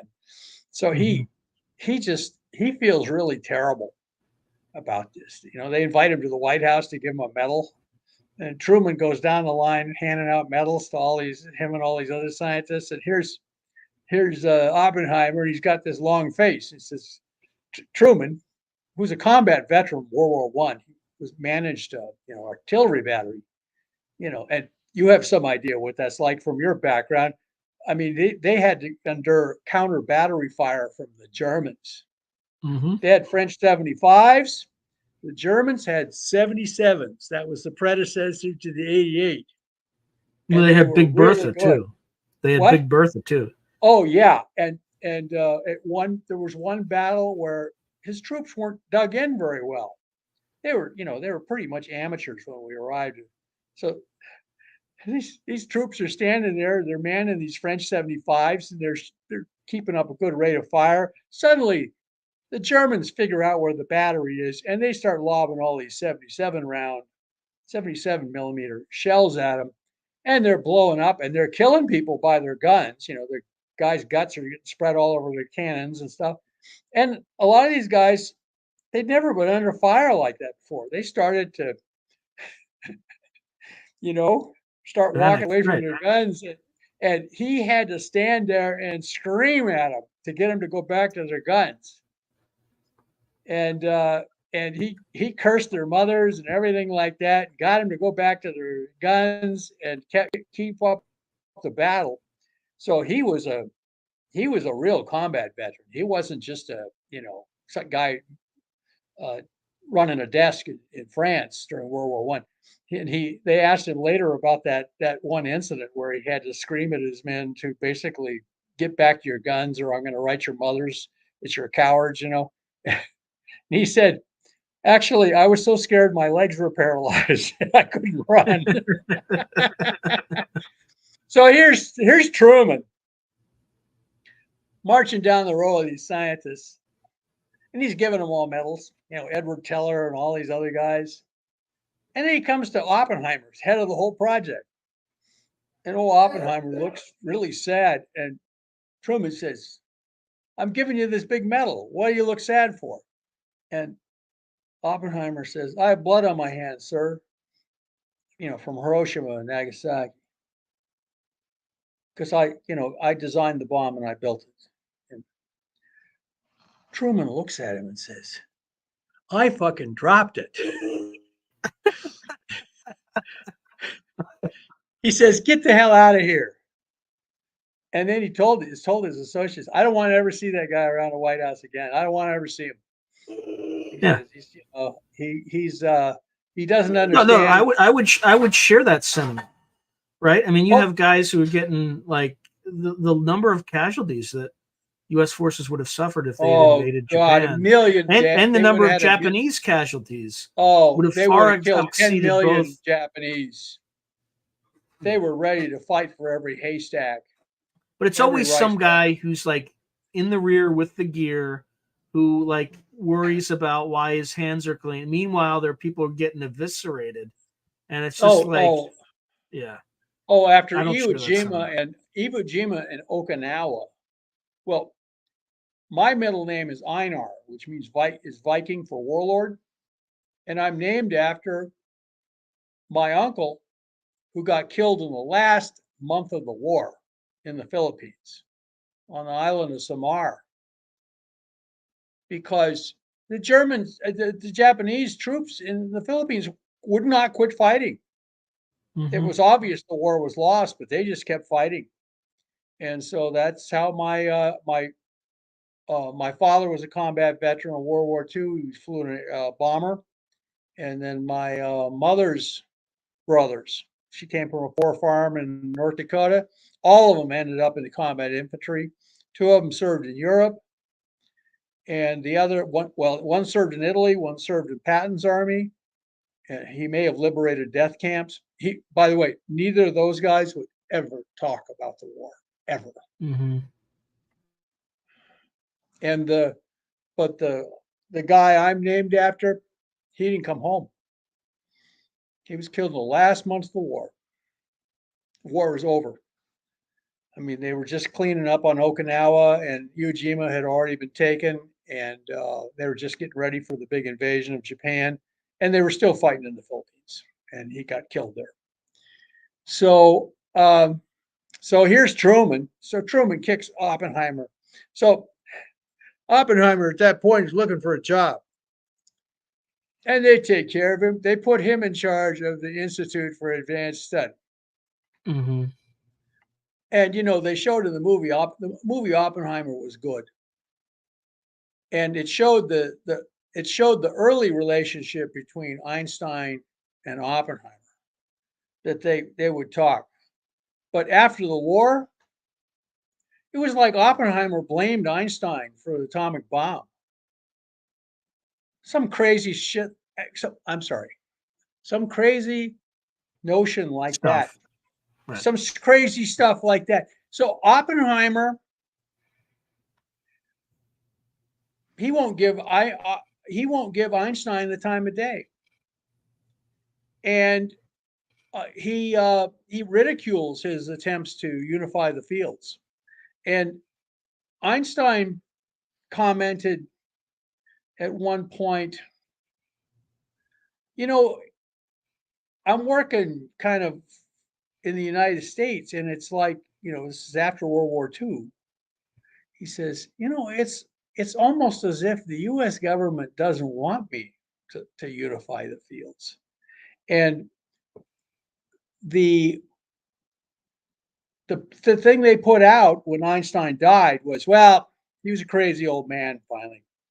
And everybody knows you can't unify gravity and electromagnetism, because it doesn't say anything about the strong force or the weak force, which are the little forces that hold the nucleus, and the atom and the nuclear forces. and it doesn't have any quantum mechanics in it. His ideas. So Einstein said, it's really odd. They don't seem to want me to work on this stuff. And now I understand why. Apparently, Einstein was trying to unify the fields, and a bunch of other guys decided to follow his lead, Kaluza and Klein, for instance. And they were working in Germany in between World War I and World War II. Mm-hmm. And then the Nazis took over,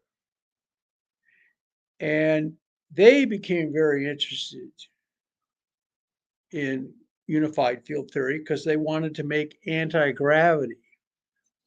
Once you have a theory that unifies gravity and electromagnetism, it means you can control gravity with electromagnetism, and develop flying craft and things like this.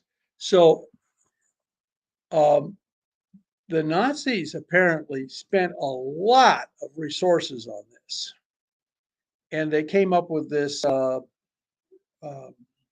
what they call the Nazi bell. Die And Glocke. Die Glocke. Right. yeah. And there were designs called the Hannenbrau. It looked like a flying saucer with 3 bumps on the bottom. And they did that. I mean, von Braun and his buddies were up on the Baltic coast, making the V2. To give you some idea of how Nazi Germany was run, they spent more money on the V2 than we spent on the Manhattan Project. Yeah. I mean, and you consider how much money did Nazi Germany have at that point? It's fighting the Russians on the Russian front. And they basically, they were getting finally bombed by the Allies. The British and the Americans were bombing everything. They bombed Piemonte. Anyway, their ability to do research, they were also trying to build an atomic bomb, but they decided they just couldn't do it. They just didn't have enough left over. They were putting everything on the Russian front finally. They're good scientists.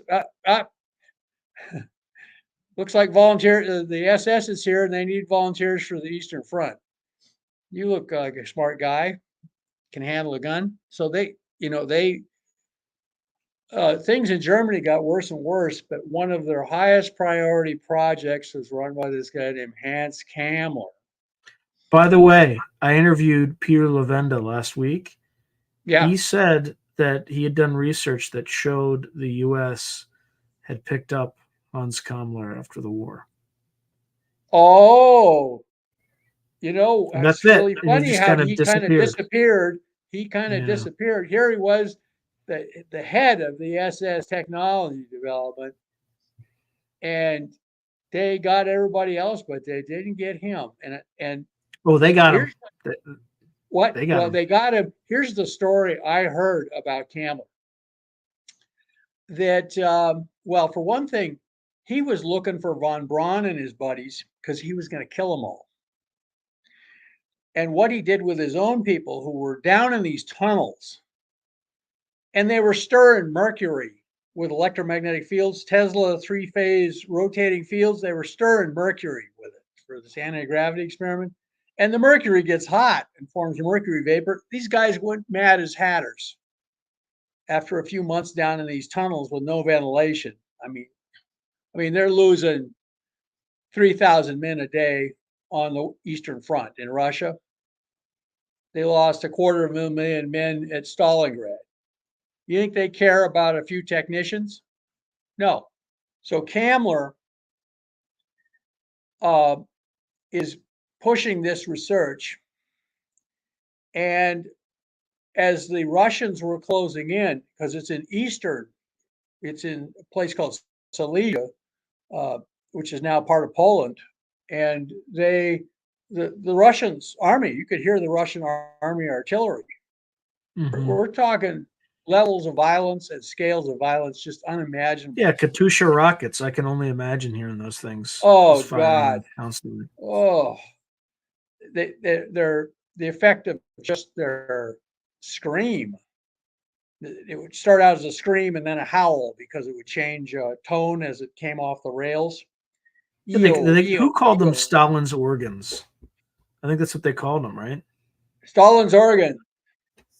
Yeah, I think the Germans and the Russians call them that. Well, I guess the Russians call them Katyushas.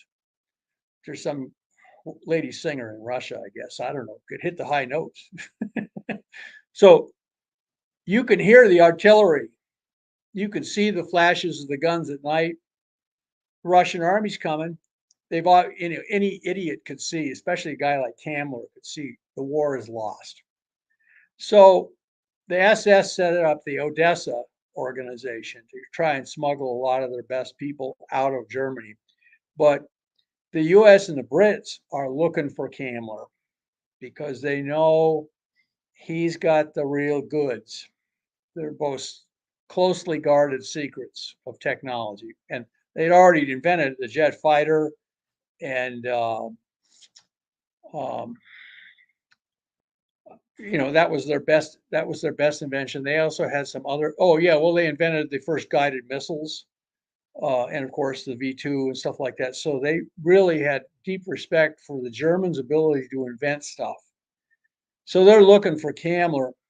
And the story I heard was that he took all of his technicians and scientists involved in his anti-gravity project, had them write a big report, then had them all get into trucks. He said he was going to evacuate them, took them to a field and had the SS massacre all of them, kill them all. So he's the only guy with the report. So he finds the Americans.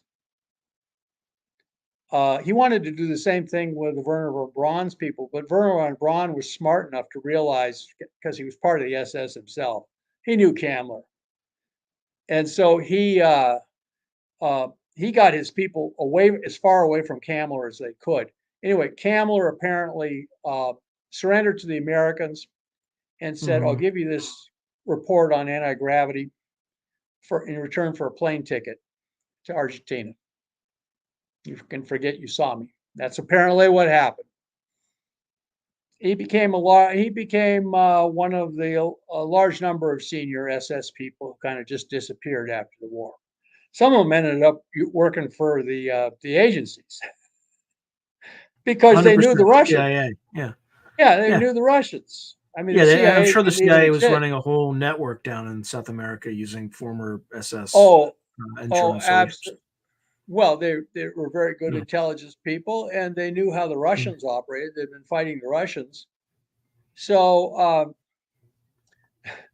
yeah, we could go on and on about, how this government handled things like this during World War II. So the end of the war, he got paperclipped. And supposedly we got all of the technical stuff on their anti-gravity program based on what I heard. And, I complained to a friend of mine in the UFO field. His name is Don. It was Don Ecker. I said to Don, Don, the problem with this field, this area of intellectual activity, I said, is there are no facts. There are only reports. Some of the reports are really good, but one of the reports was, the Kamler got out of town, got a plane ticket to Argentina from courtesy of the U.S. government in return for, giving all his reports and designs for anti-gravity craft, and to the U.S. government. Apparently, the British didn't get any. The British came off on the short stick on this thing, but being Brits, whatever they got, they don't brag about, right? It's not the British way of doing things. So anyway, apparently we got anti-gravity technology, and the story I heard is that they could make stuff fly, but they couldn't power it. They didn't have any portable generators capable of making the electromagnetic fields that would nullify gravity sufficiently to fly. It couldn't lift its own generator, is what it couldn't do. So, they basically had stuff that could lift off from test platforms, but it had a long extension cord on it, basically. And so, the best, most powerful things they had in those days was, radial combustion, radial engines. They had some turbines, but those were pretty marginal. But they did have some really good radial engines, and you connect it to a generator. Okay, the generator is using copper, so the engine is heavy, the generator is heavy. In fact, one of the original models of the Tiger tank, they ran it diesel electric. They ran a diesel running this big generator to run the wheels. So they'd gotten pretty good at that, but it was still too damn heavy. The tank was a failure. It was called the Ferdinand. And the Russians liked it because they forgot to put a machine gun on the roof, to keep the infantry away. So the infantry just run up, drop grenades down the hatches. It was a disaster at the Battle of Kursk. And so what happened was Kamler gave what he found, and we discovered, because of stuff that was reported in our own literature, that if you use Tesla three-phase rotating power, which is the basis for three-phase power, you drive by all these power lines, they're in groups of three. It's Tesla three-phase, and it creates rotating electromagnetic fields. And you put a copper rotor in there, and it turns with the field. Brushless motors. It's just a completely contactless motor. And so that was very well developed technology. They had gyroscopes based on this, even back in World War II. And these Japanese guys, a pair of Japanese guys, published this article in PhysRev Letters, very reputable scientific journal in this country, how they'd spun up these rotors. One was brass and one was aluminum in this three-phase power, and they lost weight, but only when they spun it counterclockwise. When they spun it clockwise, its weight didn't change at all. And why is that? I'll explain in a minute. It turns out it's an effect you see in quantum mechanics. But what I found out, because I worked with a guy who was interested in obscure literature, there was a Russian report of exactly the same effect by a guy named Kozarov. I tracked down the report in the U.S. system of translation of foreign documents, and I realized, oh my God, the Japanese simply reproduced what this Russian guy had done in 1968. This thing was published like in about 1988. So we had a patron, kind of an angel, who was interested in this sort of stuff. So he gave us like about 10 grand to go repeat the experiment that the Japanese and the Russians had done. We did it, and we got exactly the same result. If you spin these rotors counterclockwise, they lose weight, like 10 milligrams. It's not it's a 100-gram thing. It loses part per 10,000 of its weight. And the faster you spin it, the more weight it loses. And I realized, okay, so then I was developing a theory of gravity E&M unification. So I tried to analyze this in terms of this theory of mine, and I realized, okay, well, one way we can test this is take out the rotor, and just so there's no rotor in there. And I thought the effect would completely disappear. Instead, it got bigger. and it worked in Hmm. both directions. And we just had it on a sensitive chemical scale that could measure down to milligrams. It was dramatically apparent that we were, and that, this coil system, and we used, hair thin wires, so it wasn't, the wires wouldn't affect the weight on the scale. And we, we, we had a rotating phase generator, and we could make it go different frequencies, and it worked.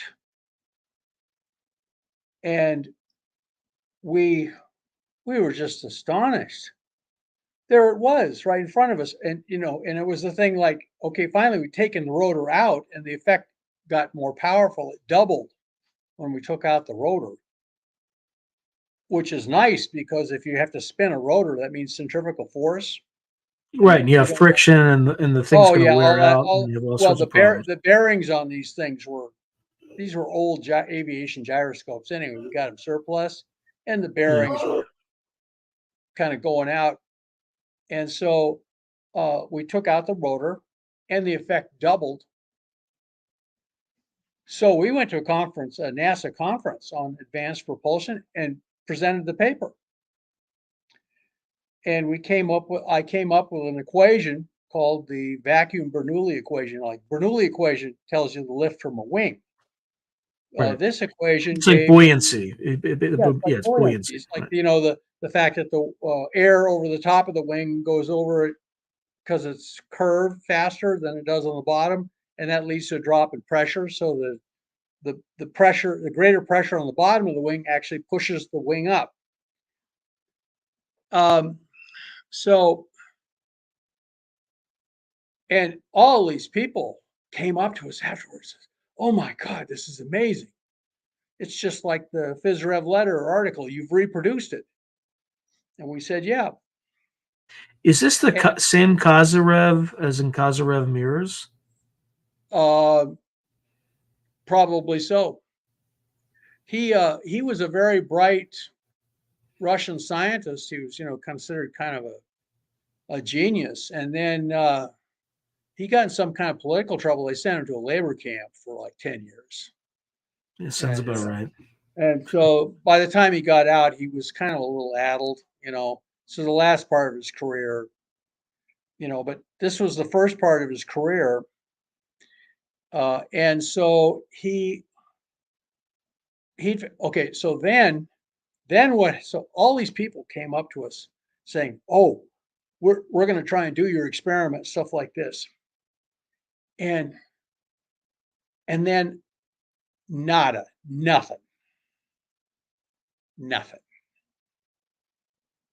And I actually took a chemical scale, electronic chemical scale, very sensitive, down to Huntsville, Alabama, where they had all this advanced propulsion work. And I showed them right in front of everybody the thing lose weight when I turned on the power, and then I turned off the power and it regained its weight. And then I even hung the coil right over the scale on a piece of nylon um, um, filament, fishing line. So, it was like 1 millimeter above it, but wasn't touching it. And you turn it on and off. It didn't affect the scale at all. And everyone said, "Oh my God, look at that." So I left. They said, "We're going to repeat the experiment." So then I don't hear anything for a month. So I call back down and I get this one grumpy character on the phone. And Hmm. he said to me, "Your experiment's a failure." He said, "We put the thing on the scale, we turned it on, and it got heavier. And we turned it off, and it, went back to its ordinary way. We don't want stuff that gets heavier. We want it to get lighter." And I said, "You're seeing the effect. I mean, the sign is wrong. I don't know what you're doing wrong." And that these people they just completely fumbled the ball. But then what happened? So this stuff had been published in this very reputable scientific journal, Phys Rev Letters. Somebody publishes from University of Colorado, the same place that produced the Condon report, same bunch. Yeah, there you go. And they send an article in saying, oh, we did that gyroscope experiment, nothing happened. It didn't gain weight, it didn't lose weight, it didn't do anything, no matter what way we spun it. And then you looked at the article, they didn't use electromagnetism to spin the rotor. They used compressed air. They did not repeat the experiment at all. That was on purpose, wasn't it? Oh, absolutely is on purpose. It was disinformational. And so I realized then, by that time I'd wised up, and I was around Washington, D.C. And I realized there was a UFO cover-up going on. And I realized, okay, this is part of the UFO cover-up. It's that easy.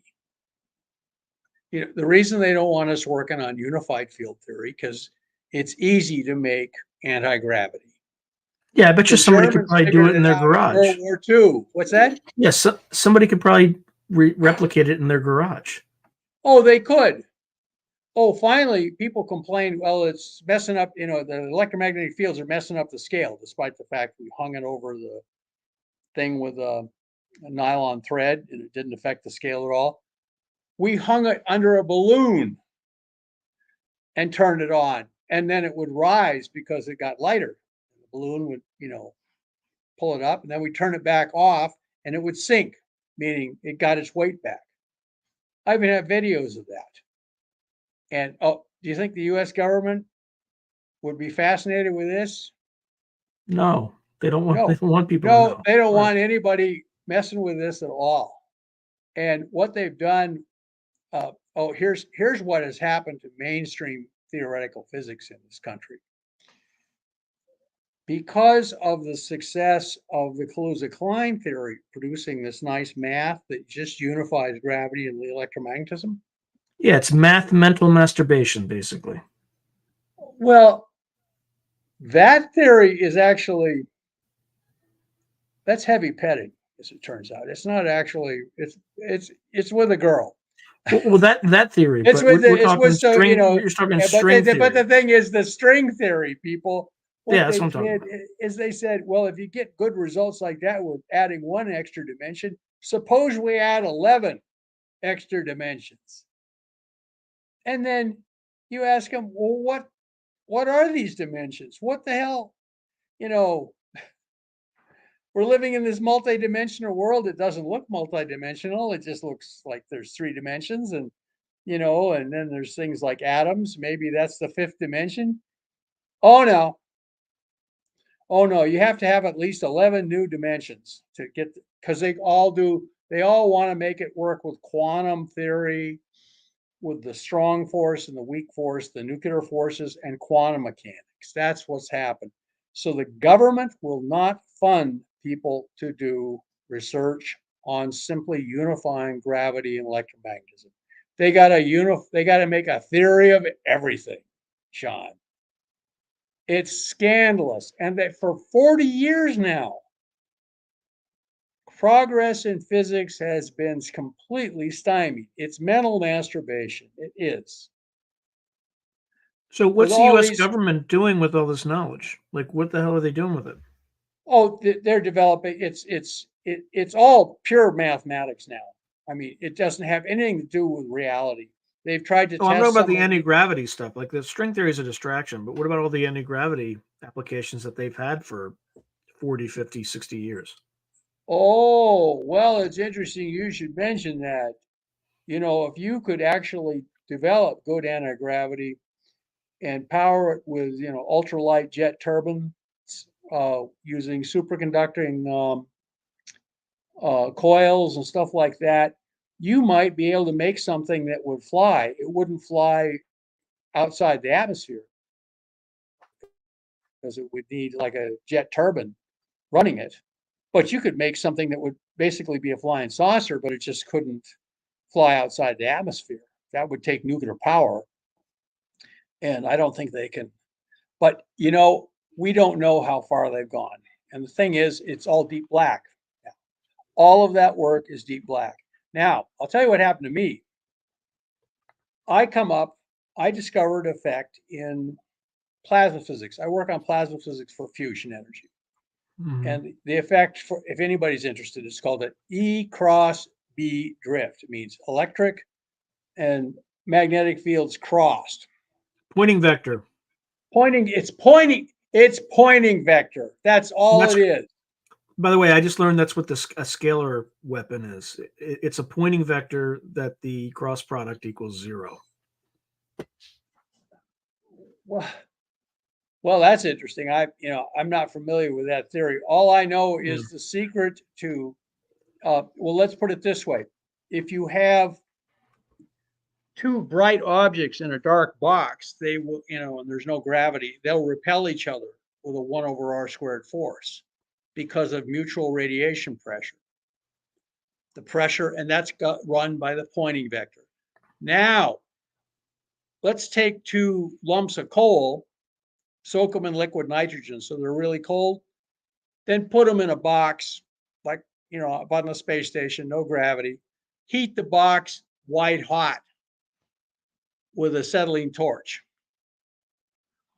The two charcoal briquettes attract one another with a 1 over r squared force because they shadow each other. I mean, if you're sitting on one charcoal briquette, you see all white hot wall, except for over here, you see one dark spot. That means there's less radiation pressure coming from that. So you can actually make what looks like gravity with pure electromagnetism, pointing vector. And I showed that you could do that with plasmas using this Mhm. pointing vector effect. And so then I combined that with, so I took that that pointing vector model, and I combined it with the mathematics of the Kaluza-Klein, the hidden fifth dimension. And, without going into a lot of detail, I found that if you imagine this fifth dimension, I mean, you've got 4 dimensions, and suddenly this fifth dimension pops out like a firecracker Mhm. and but it swells to a fixed size that's like the size of an electron or something. Then what you get is you get Maxwell's equations, the equations of electromagnetism coupled with gravity theory. And what you also get are expressions for the mass of the proton from what's the quantum uncertainty equations. And you have to use quantum mechanics for this, something that Einstein never wanted to work with. You have to use quantum mechanics. Use quantum mechanics down with the quantum uncertainty principle, where at very tiny scales, you actually have miniature black holes forming and disappearing all the time due to Heisenberg uncertainty. So that's called the Planck scale. So if you say something started out at the Planck scale, very tiny, and then blew up to be the size of an electron, which is, 10 to the 53rd or 10 to the 42nd times bigger, a lot bigger, then it turns out you can get an expression for big G, the gravity constant, and Mhm. also the mass of the proton out of the vacuum. So what you have popping out of the vacuum is electrons and protons. You get the mass is in the proton. So you get the mass of the proton as the leading order term. So I published all of this and gave a bunch of papers on it. And sure enough, DARPA calls me up, says, Dr. Brandenburg, we're interested in your theory. Why don't you come down and see us? So I go down and see him, and I give, a brief discussion of the theory. I had it pretty well polished then. Mhm. And they said, okay, tell you what we're going to do here, Dr. Brandenburg. We're going to give you 200 grand to develop your theory further. Good. I'm smiling. And then they say, but we don't want you doing any experiments. Let us repeat. You are to use no funding that we give you to do any experiments. And then they just looked at me and I said, yes, sir. Can I Wait, have so my if you check can't do now? it, if you can't do any experiments and they give you the check, is that just implied that you just pocket the check and you shut up? Is that what the that exchange was? Well, let's put it this way. I did the theory, and by the way, I used the 200 grand to really work on the theory. There were always little Mhm. rough spots, on the theory. It's like a train track where parts of it are, a little rough. You need better make it smooth so there's no train derailments, stuff like this.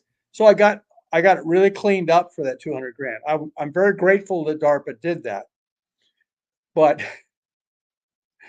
their implication was if I wanted a one-way ticket to Site 51, um, if I didn't want a one-way ticket to Site 51, that I shouldn't do any experiments. Because if I did experiments, just the way they looked at me, like, then you're on shaky ground, Brandenburg. You may be doing classified work without a license. And you know what that means. By the way, this has happened to me before. I came up with a great idea from writing a science fiction story. I was taking a short story writing course. So I wrote this science fiction Mhm. story about war in the asteroid belt. And I one of the things I put in there was a neat idea, and I realized, oh my God, I could build one of these things. So I got some money from the Air Force and I built it and it worked. And then I got more money from the Air Force and made it work even better. And then finally they gave me a third chunk of money. And then a colonel showed up where I was doing the research and said, sorry, Dr. Rand, we can't work on this stuff anymore. And we can't tell you why. Project had gone black. They'd given it to somebody else. It was my idea and it worked. So they gave it to one of their pet contractors who had proper clearances. And so, but and Sean, you know what I said? I said, yes, sir. I understand. You know, I've been in this business for 40 years. And so,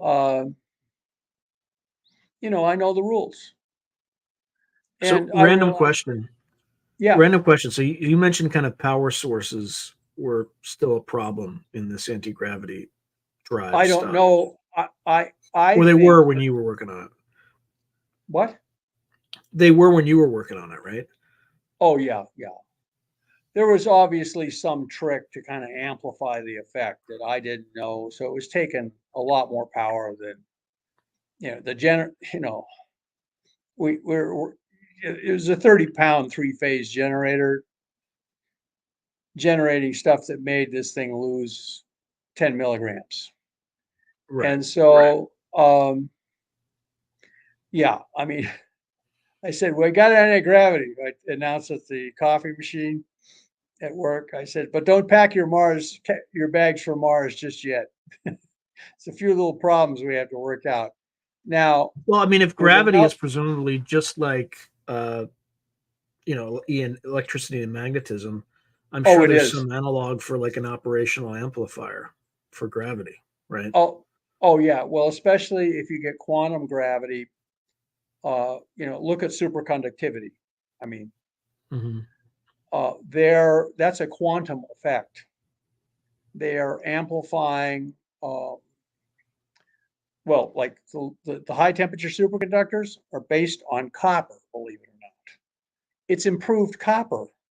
It's what it is. I mean, copper is normally a very good conductor, but it doesn't Conductor, right? superconduct. Yeah, but then they mix it with these other herbs and spices, and suddenly, kaboom! They can get it now to work at liquid ammonia temperatures, ordinary refrigeration. So that means that you can produce a lot more electromagnetism for much less weight and much less energy. And gravity, uh, electromagnetism works on, quantum particles called photons, and they're what are called bosons. That's how you can get the laser. You can get a laser, which is all of these photons marching in lockstep. It's no longer the militia. It's the regular troops, well trained. And you ought to be able to do the same thing with gravity. The particle for gravity theory is called the graviton. And by the way, now that and part of all of this is, as you get better at this, it actually becomes simpler because you understand it better. Mhm. For instance, one of the big theoretical results of the 70s and into the 80s was by Stephen Hawking. The thing that made Stephen Hawking really famous was he found out that if you combined quantum mechanics with the case of a black hole, let's say you're out in space and you have a black hole, a miniature black hole that's just sitting in a box. There is no more matter. It's just gravity. It's like space-time has tied a knot in itself and it can't undo it. But that's only with Einstein's theory of gravity. If you add the quantum effect of the vacuum, the quantum uncertainty, the Heisenberg uncertainty, which is photons, as it turns out, you can take this black hole, miniature black hole, it's sitting in a box. It's pure gravity. There is no more matter. All the matter is gone. It's pure gravity. According to Hawking, because of quantum uncertainty, this thing will start evaporating. And what it does is it evaporates into is pure gamma rays, electromagnetism, pure photons. So you start out with something that's pure gravity, it turns into pure gamma rays. Well, you can also get like Does that have particles anything in to do with antimatter. like the gravitational blue shift with antigravity, where it's just Uh, spitting out a ton of non-ionizing I haven't, radiation? I haven't looked at that the blue shift theory. Unfortunately, all I know is that like when the black hole starts to evaporate, and what happens is the black hole will start losing mass as it sends out these gamma rays. Mass equals energy. So the black hole starts getting lighter and lighter. It already So started out space-time small. around it would be expanding, right? Right. That would cause a And gravitational what it blue does is shift. the gamma rays from the edge of the Yeah. black hole get gravity redshifted, so they're like visible light, even though they start out as gamma rays. By the time they get out of the gravity field to kind of open space, they're downshifted to like light that you can see with your eyes. So you start out with pure gravity, end up with pure electromagnetism. So that demonstrates that if you add quantum mechanics in the right way, Mm-hmm. the quantum mechanics comes in the theory of the vacuum. See, in general relativity, you just have space-time. It's not a substance. But in electromagnetism with quantum theory, the space-time itself is made out of electromagnetism. So when you have this pure gravity object, it's actually warped electromagnetism in the quantum vacuum. And that is unstable like it was radioactive. It eventually starts falling apart and finally it explodes.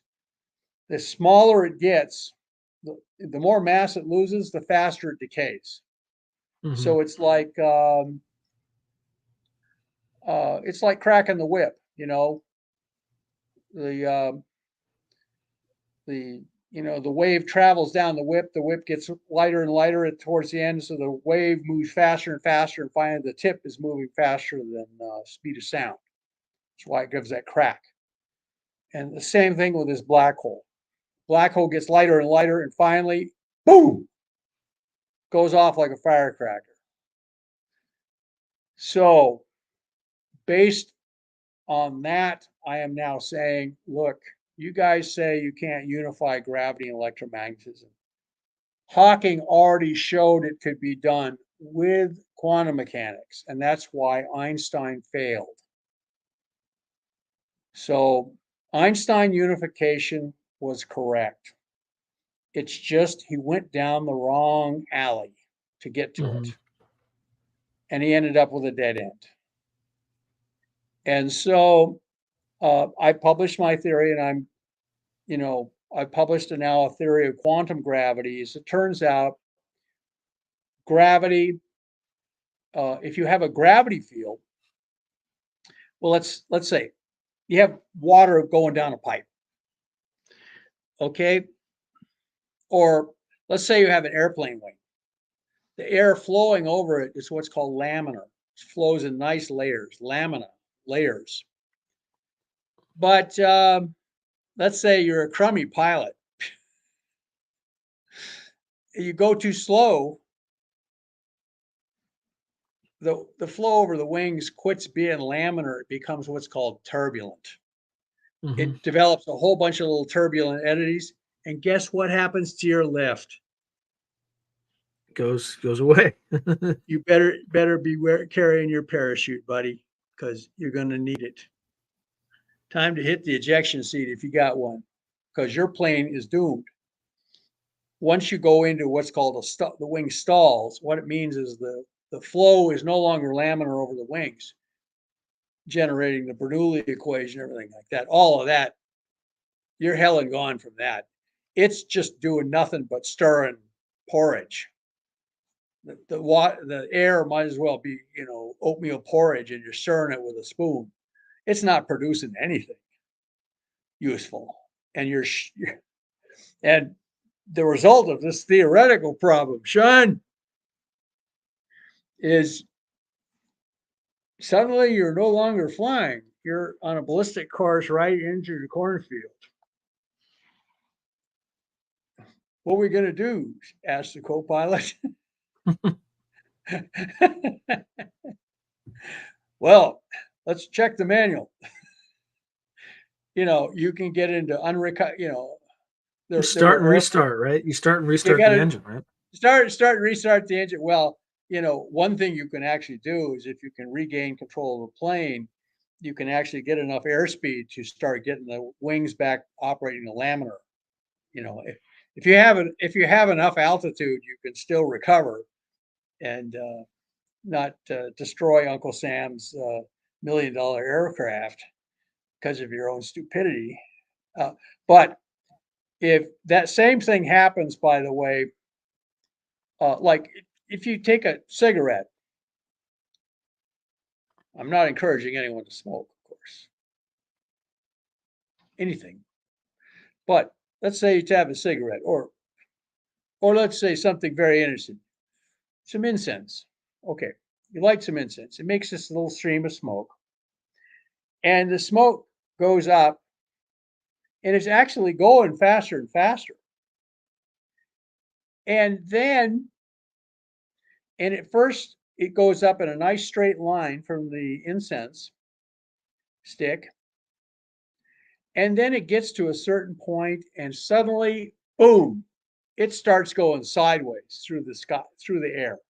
It suddenly, the cloud of smoke puffs out, and it fills the room. I mean, actually, that's your attention, like right in a stick of incense. I'm showing my age. Incense was a big deal when I was in college. Girls loved it. So that's because a flow like the flow around the edges of the incense, the smoke stream is basically the same speed as the air. I mean, it's zero. But in the center, it's going fast. And of course, as hot air is rising, it's accelerating. So it starts going faster and faster in the center. And finally, it goes to what's called, it exceeds what's called the Reynolds number, and it goes turbulent. Same thing with Mhm. water down a pipe. You can have water going down a pipe or oil or whatever liquid, and you're pushing a certain amount of, you're pushing on the water or the oil or something with pressure to get it to move at a certain rate, certain how many cubic feet per minute. But if you push it too hard, the flow starts out being laminar. It's very efficient. But if you push it too hard, suddenly, boom, the flow becomes turbulent.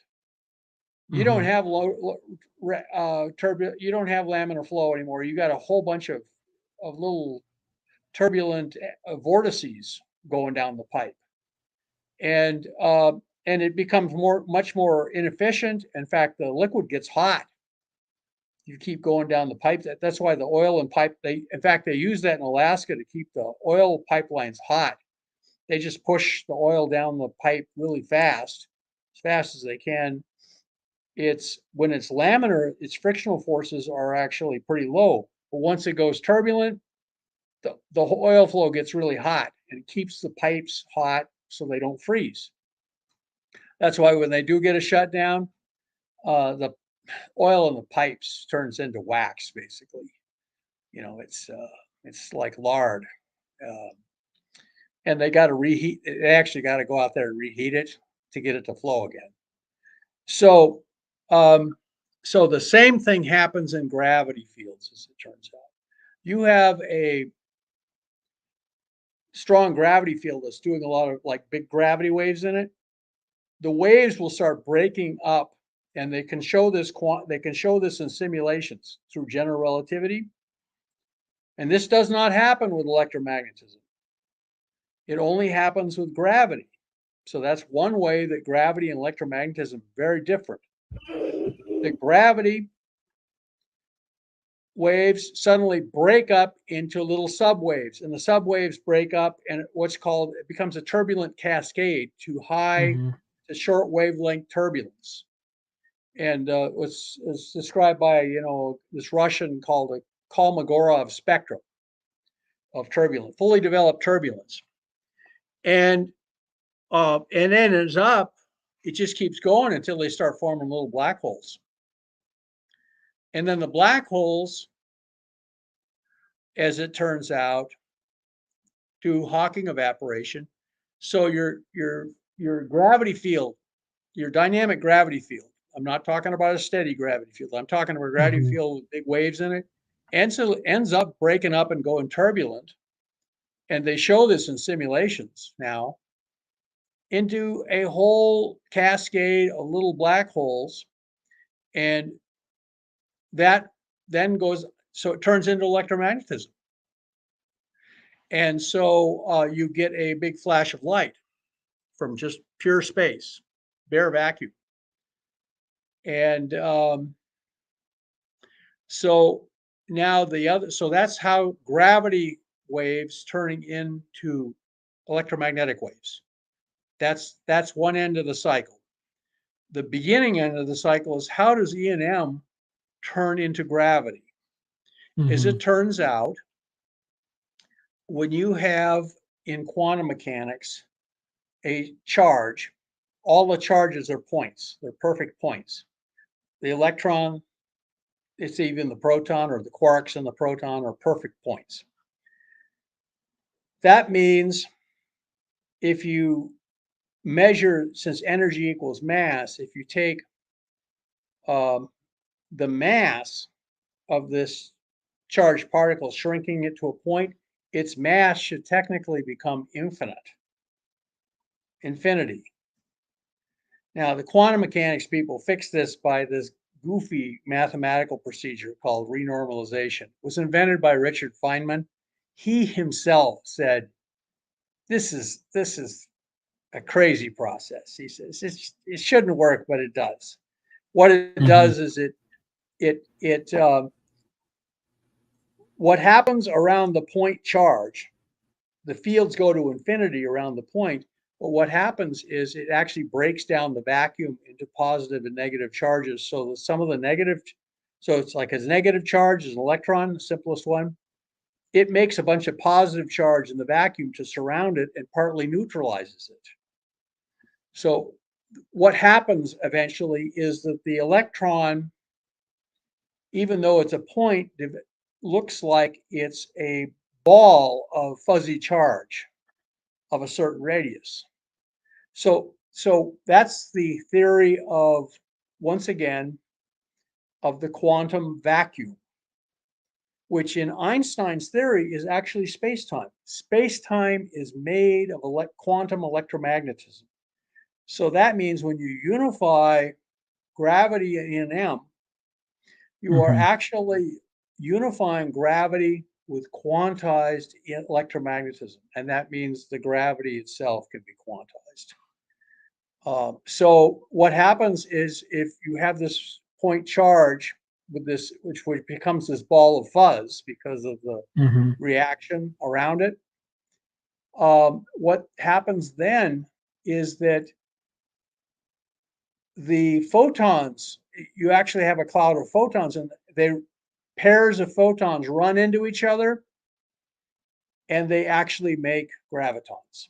And I showed this theoretically now, the mathematics, so that you actually get gravity around these point charges because of this reaction of the vacuum. So that, and the numbers come out right. It has big G times, everything works out right. So so I'm very pleased with it. So I presented this at a conference. It was a virtual conference, done by Zoom like this, or SteamYard. And so that's all recorded on my website at ResearchGate. I can actually give you the address, and so people who are, Yeah, if just they say it. want. Just say it. Just say it over the radio. Okay, well, it's just it's just Brandenburg Quantum Theory of Gravity ResearchGate. I think that'll lead you right to it. I posted it on X also. So we now have a theory based on fairly straightforward ideas. You got to remember something, Sean. Quantum people who do quantum mechanics talk about Schrodinger's cat and all this stuff like that. Richard Feynman, I love Feynman. He was a wiseacre, but Mhm. he wasn't afraid to lay all his cards on the table. He says there are probably only a dozen people on Earth understand Einstein's gravity theory. He says, but quantum mechanics, nobody understands it. It's basically a bunch of equations they put together because of what they observed in the lab. I mean, if you take a hydrogen atom and heat it, with electricity, you get a line spectra. And that line spectra can be worked out mathematically. People actually worked it out independently. They didn't understand any quantum mechanics at all. They just said, Yeah, oh, just a probability distribution, right? yeah, it's just a probability distribution. So they worked it out, and then Bohr figured out that it looked like the solar system, only the orbits of the electrons around the proton were quantized. They only had so much spin, and he got this. He got the spectrum. I mean, so it was like, oh my God, it worked. People's first reaction was, that's crazy. That'll never work. But he was a young punk Mhm. getting through graduate school, and he was Danish. The Danes, they're Vikings, so they have an attitude problem. I mean, I'm half Viking myself, so I understand that. So he had an attitude problem, and just said, I don't care if you don't understand it, it works. gives the right answers. So, so that's how quantum mechanics basically got invented. It was all as Yeah, scientists, they were mathematical trying to be able. observation, right? It Like was empirical scientific, it was observation mathematical observation. poured Quantum into mechanics, converted into mathematics. quantum mechanics is a bunch of a bunch of experimental observations converted into mathematics with some kind of overall thing that tries to make sense out of it. With Schrodinger's cat chasing quantum mice, stuff like this. You know, you open the box, is Schrodinger's cat alive or dead? Stuff like this. If it's dead, what are you going to tell your wife? You killed her cat during this experiment, something like that. So, and Feynman, even though he got the Nobel Prize for quantum mechanics, and he was the guy who came up with this theory of the vacuum as being made of electromagnetism, the vacuum is made of quantum electromagnetism. And that's becomes the fabric of space-time in Einstein's theory. So then once you realize that, then you've got unified gravity and electromagnetism through quantum mechanics. And so, I can say that now. I didn't understand that very well when I was first doing this. All I knew is the numbers came out pretty well, and I had some hand-waving arguments, and I did some computer simulations of making gravity fields out of pure electromagnetism, and they worked. So anyway, this all leads us to the fact that we can build our own flying saucers. Oh, by the way, the basic craft that you build using this thing is a dish, because that confines the fields. You have the fields. I mean, that's like the fields are on the bottom of this dish. It focuses the fields, basically. It focuses them. And you got 3 bumps down there, one for each phase of Tesla power. So you get this rotating field. You're making an electromagnetic pointing vortex underneath in this dish. And then you put a little cabin on top where you have the controls and stuff, and the generator running the field, stuff like that. There, it's flying saucer. And guess what the Hannibal design looks like? From Germany. It's a saucer with 3 bumps on the bottom. Mm-hmm. The pictures I've seen look authentic. I mean, they look like something produced in World War II. And we know the Germans, being Germans, they had very sensitive chemical scales, even in those days. They could weigh stuff down to stuff that weighed a kilogram down to milligram accuracy. They had all sorts of 3-phase power. They ran everything on 3-phase power the same way we did because of Tesla's revolution. So they could have easily discovered this stuff just experimentally in the lab. They didn't have to have a deep theory. They probably used whatever Einstein and Kaluza-Klein produced to try and understand what they were doing. But ultimately, you can get the Wright brothers, they didn't know what the Bernoulli equation was. They had a wind tunnel, and they went out and shot a bunch of birds. And they dried the birds out and took their wings and copied the wing shapes. And they found that if they put the wing shapes copied from these birds in this wind tunnel, that they would get lift. So guess what? That's why the original Wright brothers airplane, the wings look basically like the same profile of bird wings. They were copying birds. Birds can fly. Oh, there was one famous case, by the way. I'm a scientist and I know my tribe. I know what happens to it sometimes. So there was a guy named Simon Newcomb, and he didn't believe any of this stuff about being able to fly, using airplanes. He says it's stuff and nonsense. He produced like a 600-page scientific analysis and got it published in the Smithsonian Journal, proving that heavier than air flight, airplanes, were impossible. All this time, birds were landing on the windowsill of his office and taking Hmm. off. And he wasn't paying any friggin' attention to them. So he got this thing published in this big scientific journal, and the Wright brothers had just flown, and it was all in the newspapers.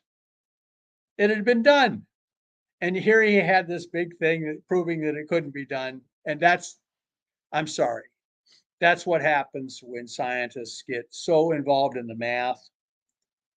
They just, you know, they miss reality.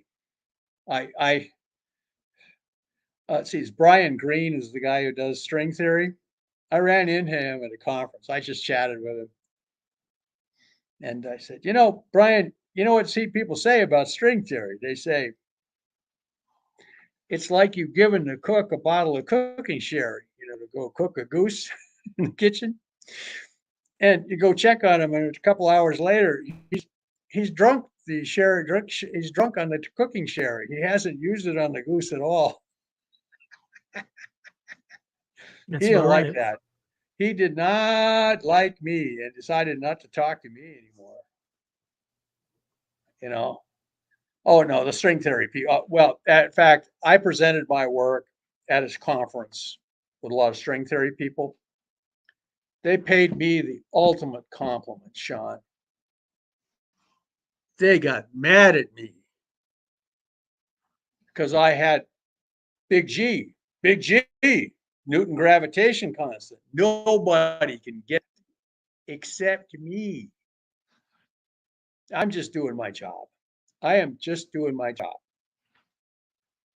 I don't know why I was able to figure this stuff out.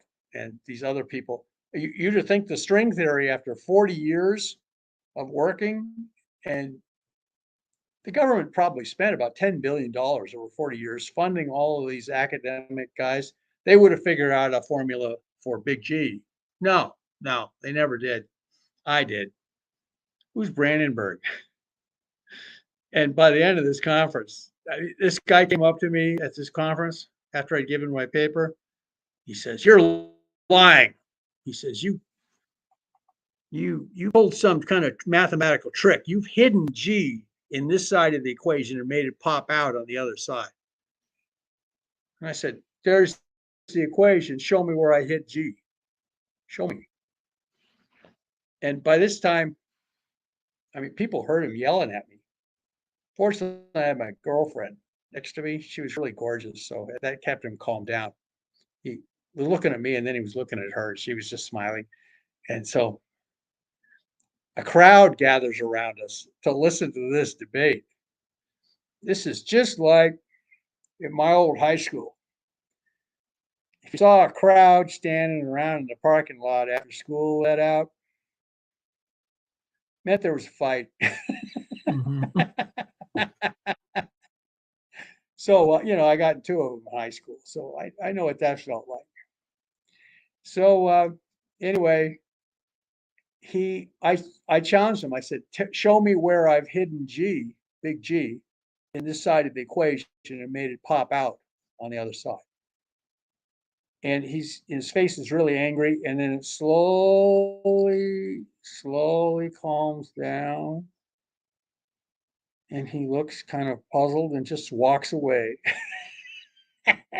And all of these other people just looked at me and grinned. It was mostly young scientists. Oh, and then this old graybeard came up to my paper, and he said, "I want to see your view grids." So I said, "Well, you know, I could walk you through them again. I just gave this paper." And he says, so I put the view graphs up so he could see them. And I said, "Do you want me to give you a guided tour through it?" And he just looks at me with just sheer hatred and says, "No, I can read it for myself." So the ultimate compliment. Let me tell you something, John, when you get to science at this level, it's like pro basketball. It's not supposed to be a contact sport, but if you look under the net in a championship game with a close score, final minutes, the knees and elbows, they are flying. I remember Kareem Abdul-Jabbar had to wear goggles. Mm-hmm. Well, because people kept sticking their fingers in his eyes while he was trying to shoot, you know. and you know, so yeah. So I have the theory. I published it. I've gotten a grant from DARPA. I was really grateful for that. 200 grand. And they told me, don't do any experiments. Of course, we've done an experiment already. And, you know, actually we hung the coil from a nylon string, so it was very far away from where the weight on it was actually measured. And it got the same result. It lost weight. We turned on the power, it lost weight. We turned it off, it regained its weight. Mm-hmm. And, you know, so we basically showed, yeah, you could do this thing. So it can be done. It was discovered apparently by the Germans, either in the early days or just before World War II, using sensitive chemical scales and people just horsing around the lab. Well, they probably noticed it by accident because they were weighing aviation gyroscopes. Mm-hmm. You know, they were. You know, I'm sure that if you're trying to do with German precision, you know, you're getting ready to fight a war, you're trying to get aviation gyroscopes for your Stuka drive bombers to work Mm-hmm. right, you know, and you're wearing them on a scale, and you happen to weigh them while they're running, and when they're not, and suddenly somebody switches it off, and now it weighs different than it did when it was running. And yeah, so they figured out that since Einstein was working on unified field theory, they figured out that they discovered it by accident. And that's what the guy who discovered that was very much honored and put in charge of the experimental team by Hans Kammler down in the tunnels, Stern Mercury. They were finally, instead of using solid rotors, they were using mercury. And anybody who knows anything about mercury, it's, you know, it gets in your Bad brain. news. In fact, one of my most famous examples of mercury poisoning was not the Mad Hatter from Alice in Wonderland. It's Jane Fonda from Barbarella. If you watch the movie Barbarella and are paying close attention, in the opening scene where she's floating around kind of weightlessness, she has this helmet on her, and it's made in France. Helmet's full of mercury, and it drains down, and there she is looking very lovely. She was looking great in those days. She takes off her spacesuit too, so she's just floating around en natural. It's great. It was a great opening scene. Apparently, that took all day to film. She's wearing this helmet full of mercury. I mean, it was like two fish bowls, one inside the other, with a layer of mercury. But Was that before or after she became Hanoi Jane? It was before. Ah, So that would explain why she she's so kind of stupid. went crazy after that for a year. And just, by the way, the first American to ever win the Nobel Prize was named Michelson. Oh yeah, the Michelson experiment. Yes. Michelson-Morley experiment. Guess what they floated this thing on to do all these measurements on? Mercury. They floated this whole table. They had this lab with this 1-ton optical thing floating on pure mercury. And they said that Michelson would just work himself to exhaustion late at night, trying to make sure all his measurements were absolutely, he was an absolute perfectionist. So he publishes this work and goes crazy. His wife puts him in a mental institution. There you go. And he managed to smuggle a note out to his lawyer, and they came down and sprung him out of the mental institution. Apparently, he'd recovered himself sufficiently that he could pass a sanity test. Did they ever figure out it was the mercury? No, no, they didn't. Everybody knew that hatters went crazy. That's the Mad Hatter, and because they used mercury to make these hats. But nobody medicine in those days was really, I mean, we're talking, sawing people's legs off, was out anesthetic with anesthetic if you're lucky in a battle, and the surgeons would typically prep for an operation on somebody by doing autopsies on a bunch of corpses of people who died of stuff similar. Then they would go to the operating theater without washing their hands or anything like that, and remove people's appendixes and stuff. Nobody knew anything about this stuff back in those days when Morley was, we're we're talking discovery that mercury was a brain poison was kind of more like the 30s, along with the idea that radium water was not good for you. Yeah, Marie Curie suffered from that, right? Oh yeah, Mary Curie died of leukemia, and so all these.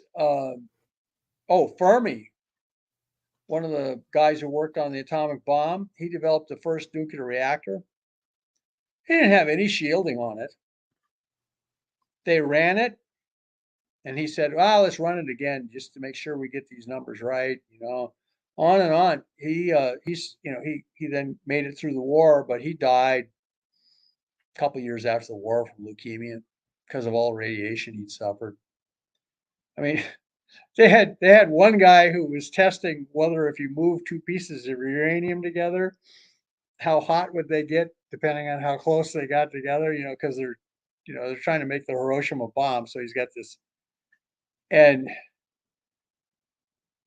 they kept moving them closer together, and he was sitting there bending over it, and suddenly the room filled with a blue glow. He slumped over and the two pieces hit each other, and there was this big blue flash, and he was dead. And you think, what were their safety regulations? What the hell? You think they know this stuff was dangerous by then? Oh no. Well, they were fighting a war. They're losing 1,000 men a day on Okinawa. We don't care. Do what you got to do. Go in the lab and get this done. We'll give you an insurance policy. And that's the way, that's what happens in the sciences, especially in a war. Like, I'm sure the electromagnetic fields from these anti-gravity stuff was not good for people. The original pilots who piloted these things probably didn't have any shielding, and and they did a study on people who work on high voltage lines. They find they have a higher incidence of leukemia than anybody else. So they probably got leukemia, but classified program, considered very high priority. Sean, what it's like. Been in the military. Well, yeah, and I worked. You've seen the HBO series Chernobyl, right? Oh, no, I didn't see it. But I saw a really good movie about Chernobyl, and I read all the reports on it. Yeah, they're just sending those guys out on the roof, like, go. The Russians, and by the way, they knew they were dead men. They were incredibly brave. They knew we got to get this fire out. The air is glowing blue around them. The tar on the roof is melting, so it's clinging to their boots, and they just went. Oh, and they have shots of Russian military helicopters dumping a mixture of lead, sand, and some other stuff into the flames, and they're Boron. hovering right in the smoke. Boron. Boron. Yeah. And those guys knew they were going to be dead men. Well, there was a scene in Wrath of Khan where Spock goes into the radiation field of this one reactor that they can't get their warp drive to work, and they have to get the ship out of there, or else it's going to be blown up when this one bomb goes off, the Genesis bomb. And so they I just saw the message on the Radium Girls. Yeah. Oh yeah. Well, well, anyway, mistakes get made when you've got new technologies that people don't really understand very well, and they don't know what the hazards are. And so it's too bad. You have to be careful. Yeah, oh well, but there was that. AI is What's already that? presenting us. AI is already Oh, presenting us with an unanticipated hey, problem. read my novel about AI called "The War of the Singularity." Well, it's not They even like build this this. is about power consumption, energy consumption. We have about 18 How? months before we run out of like electricity. I mean, the AI. What's the AI told us this, No, or the AI is using the the AI power. is just eating power. Like it Oh, they're requires a power massive hogs. amount of power. Oh, if Yeah. you listen to that guy Sam Altman, I think his sanity is going, because he's talking about, I don't care how much it costs, $500 billion. We're going to build this general AI. We're going to build this AI that's going to save humanity. And in my novel, they build this AI and they called it a golden messiah for humanity. It turns out to be the worst mass murderer in human history. This AI. And guess who the AI comes after first? All the people who understand computers. They end up being shoved into boxcars and taken to northern scientific settlements, they call them. Mm-hmm. Yep. One guy comments, he says, it's amazing how much you've emulated out of the camps around. They have robotic mixture of human and robotic guards on these camps where they're getting rid of these people. And this guy who runs the AI Foundation, he says, why reinvent the wheel? The Nazis got death camps working really well, and we're just copying them. Why reinvent the wheel? And so, they get rid of all the smart people. Anybody who's in Mensa, they're dead. The computer feels they're a threat. And not only is the computer really smart, he's really paranoid too. Mm-hmm. And so he, well, I've talked to people in the AI field, and you know how they train these AI to do what they want? They shock them like lab rats. And then I asked this person, well, that's not humane. He says, well, the management just says that I don't feel any pain. I don't, the shock, that's called negative reinforcement learning, they call it. So Yeah, by the time you get get something like a that paranoid schizophrenic or psycho. you create as paranoid a super mind that's also a paranoid schizophrenic. And the heroine, one of the heroines, she's worked at this big AI institute. And the head of the institute calls her in with his deputy, and they say, could you look at these transcripts of this dialogue with one of our senior people here? And he says, because I know you're trained as a psychologist as well as he says, we're a little concerned about his mental stability. We were wondering if you could do an evaluation. She says, well, that's not really ethical. And he says, this is too important to worry about ethics. He says, just go in that office. I'll promise you get your next grant you apply for, internal grant. Go in the office, analyze it. And she comes back out after about an hour of looking at this dialogue between this one thing called senior staff member. And she says, well, a senior staff member displays classic signs of being a paranoid schizophrenic. And when she tells this to the head of the institute, he turns to his deputy and he says, now what the bleep are we going to do? He's half our book. Oh, which You so know, she didn't know she he's was half our evaluating an grants. AI? What? She didn't know she was It's evaluating an AI? no, she didn't know she Oh, was she's looking at the evaluating. conversations. Yeah. She's looking at the conversation, and you know, there were enough people who were semi-autistic on staff already that she just, you know, he thought, well, he'll say a few strange things, you know, and that's but then she finally realized, oh no, this guy looks like he's gone off the deep end. And, and she doesn't realize she's evaluating the computer. And so they call in their chief engineer and say, you got to give him more shock treatments, you know, shock this out of him. And The then beatings will continue until the morale beatings will improves. continue until morale improves, till your sanity returns. We'll beat you until you're sane again.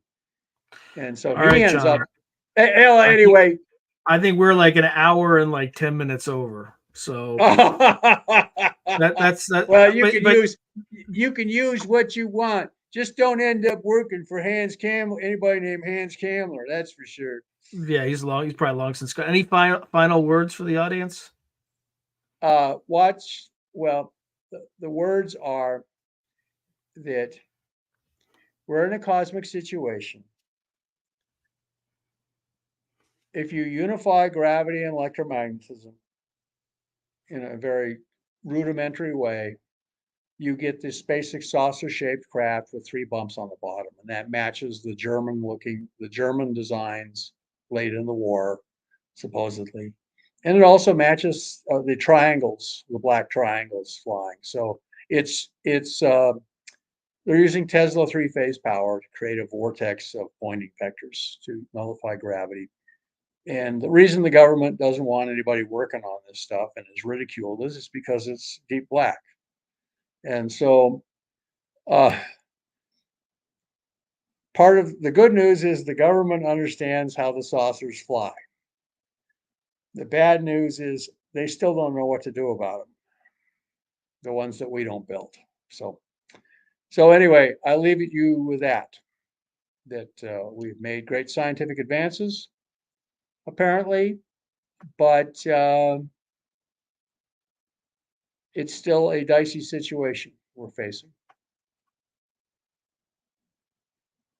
All right. So there you go.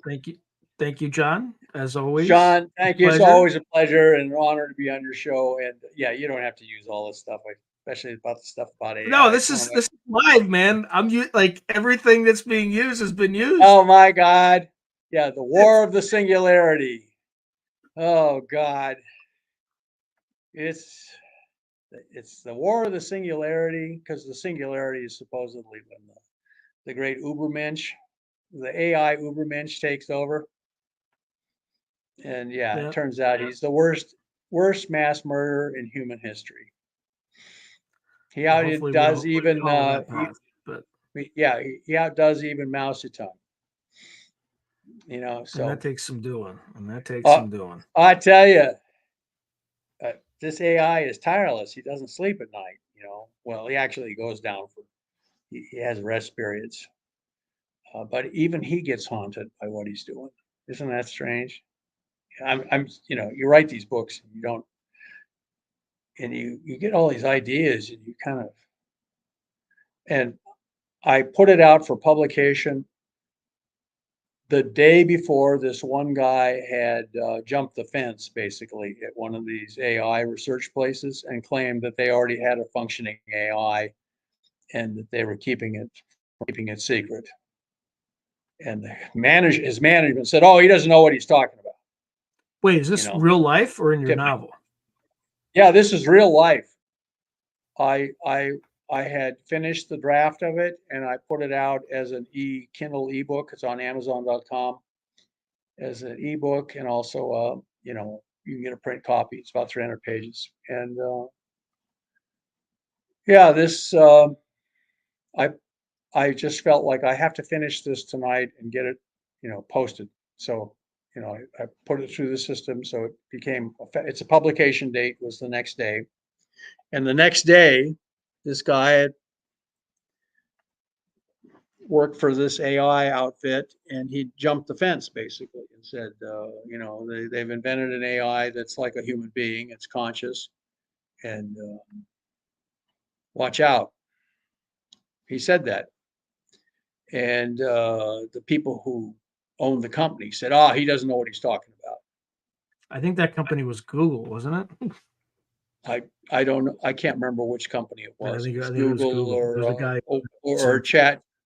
What, you think it was Yeah. Google?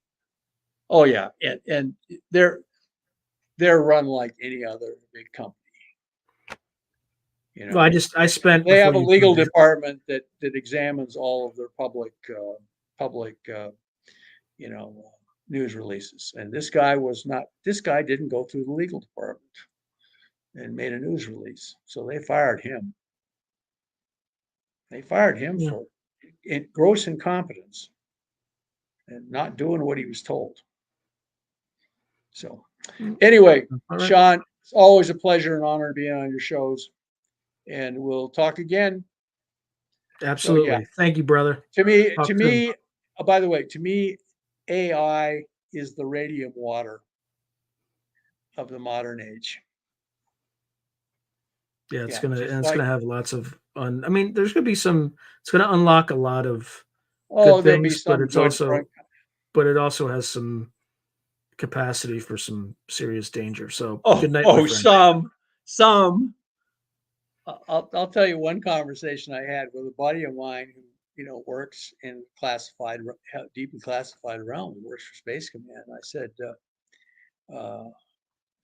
your problem is you've hired an AI to be part of your staff. Everyone's using these AI editors and stuff like that. And who cleared this AI? Where'd he get his security clearance? Guy said, "I don't know. Somebody else handled that." Anyway, good night.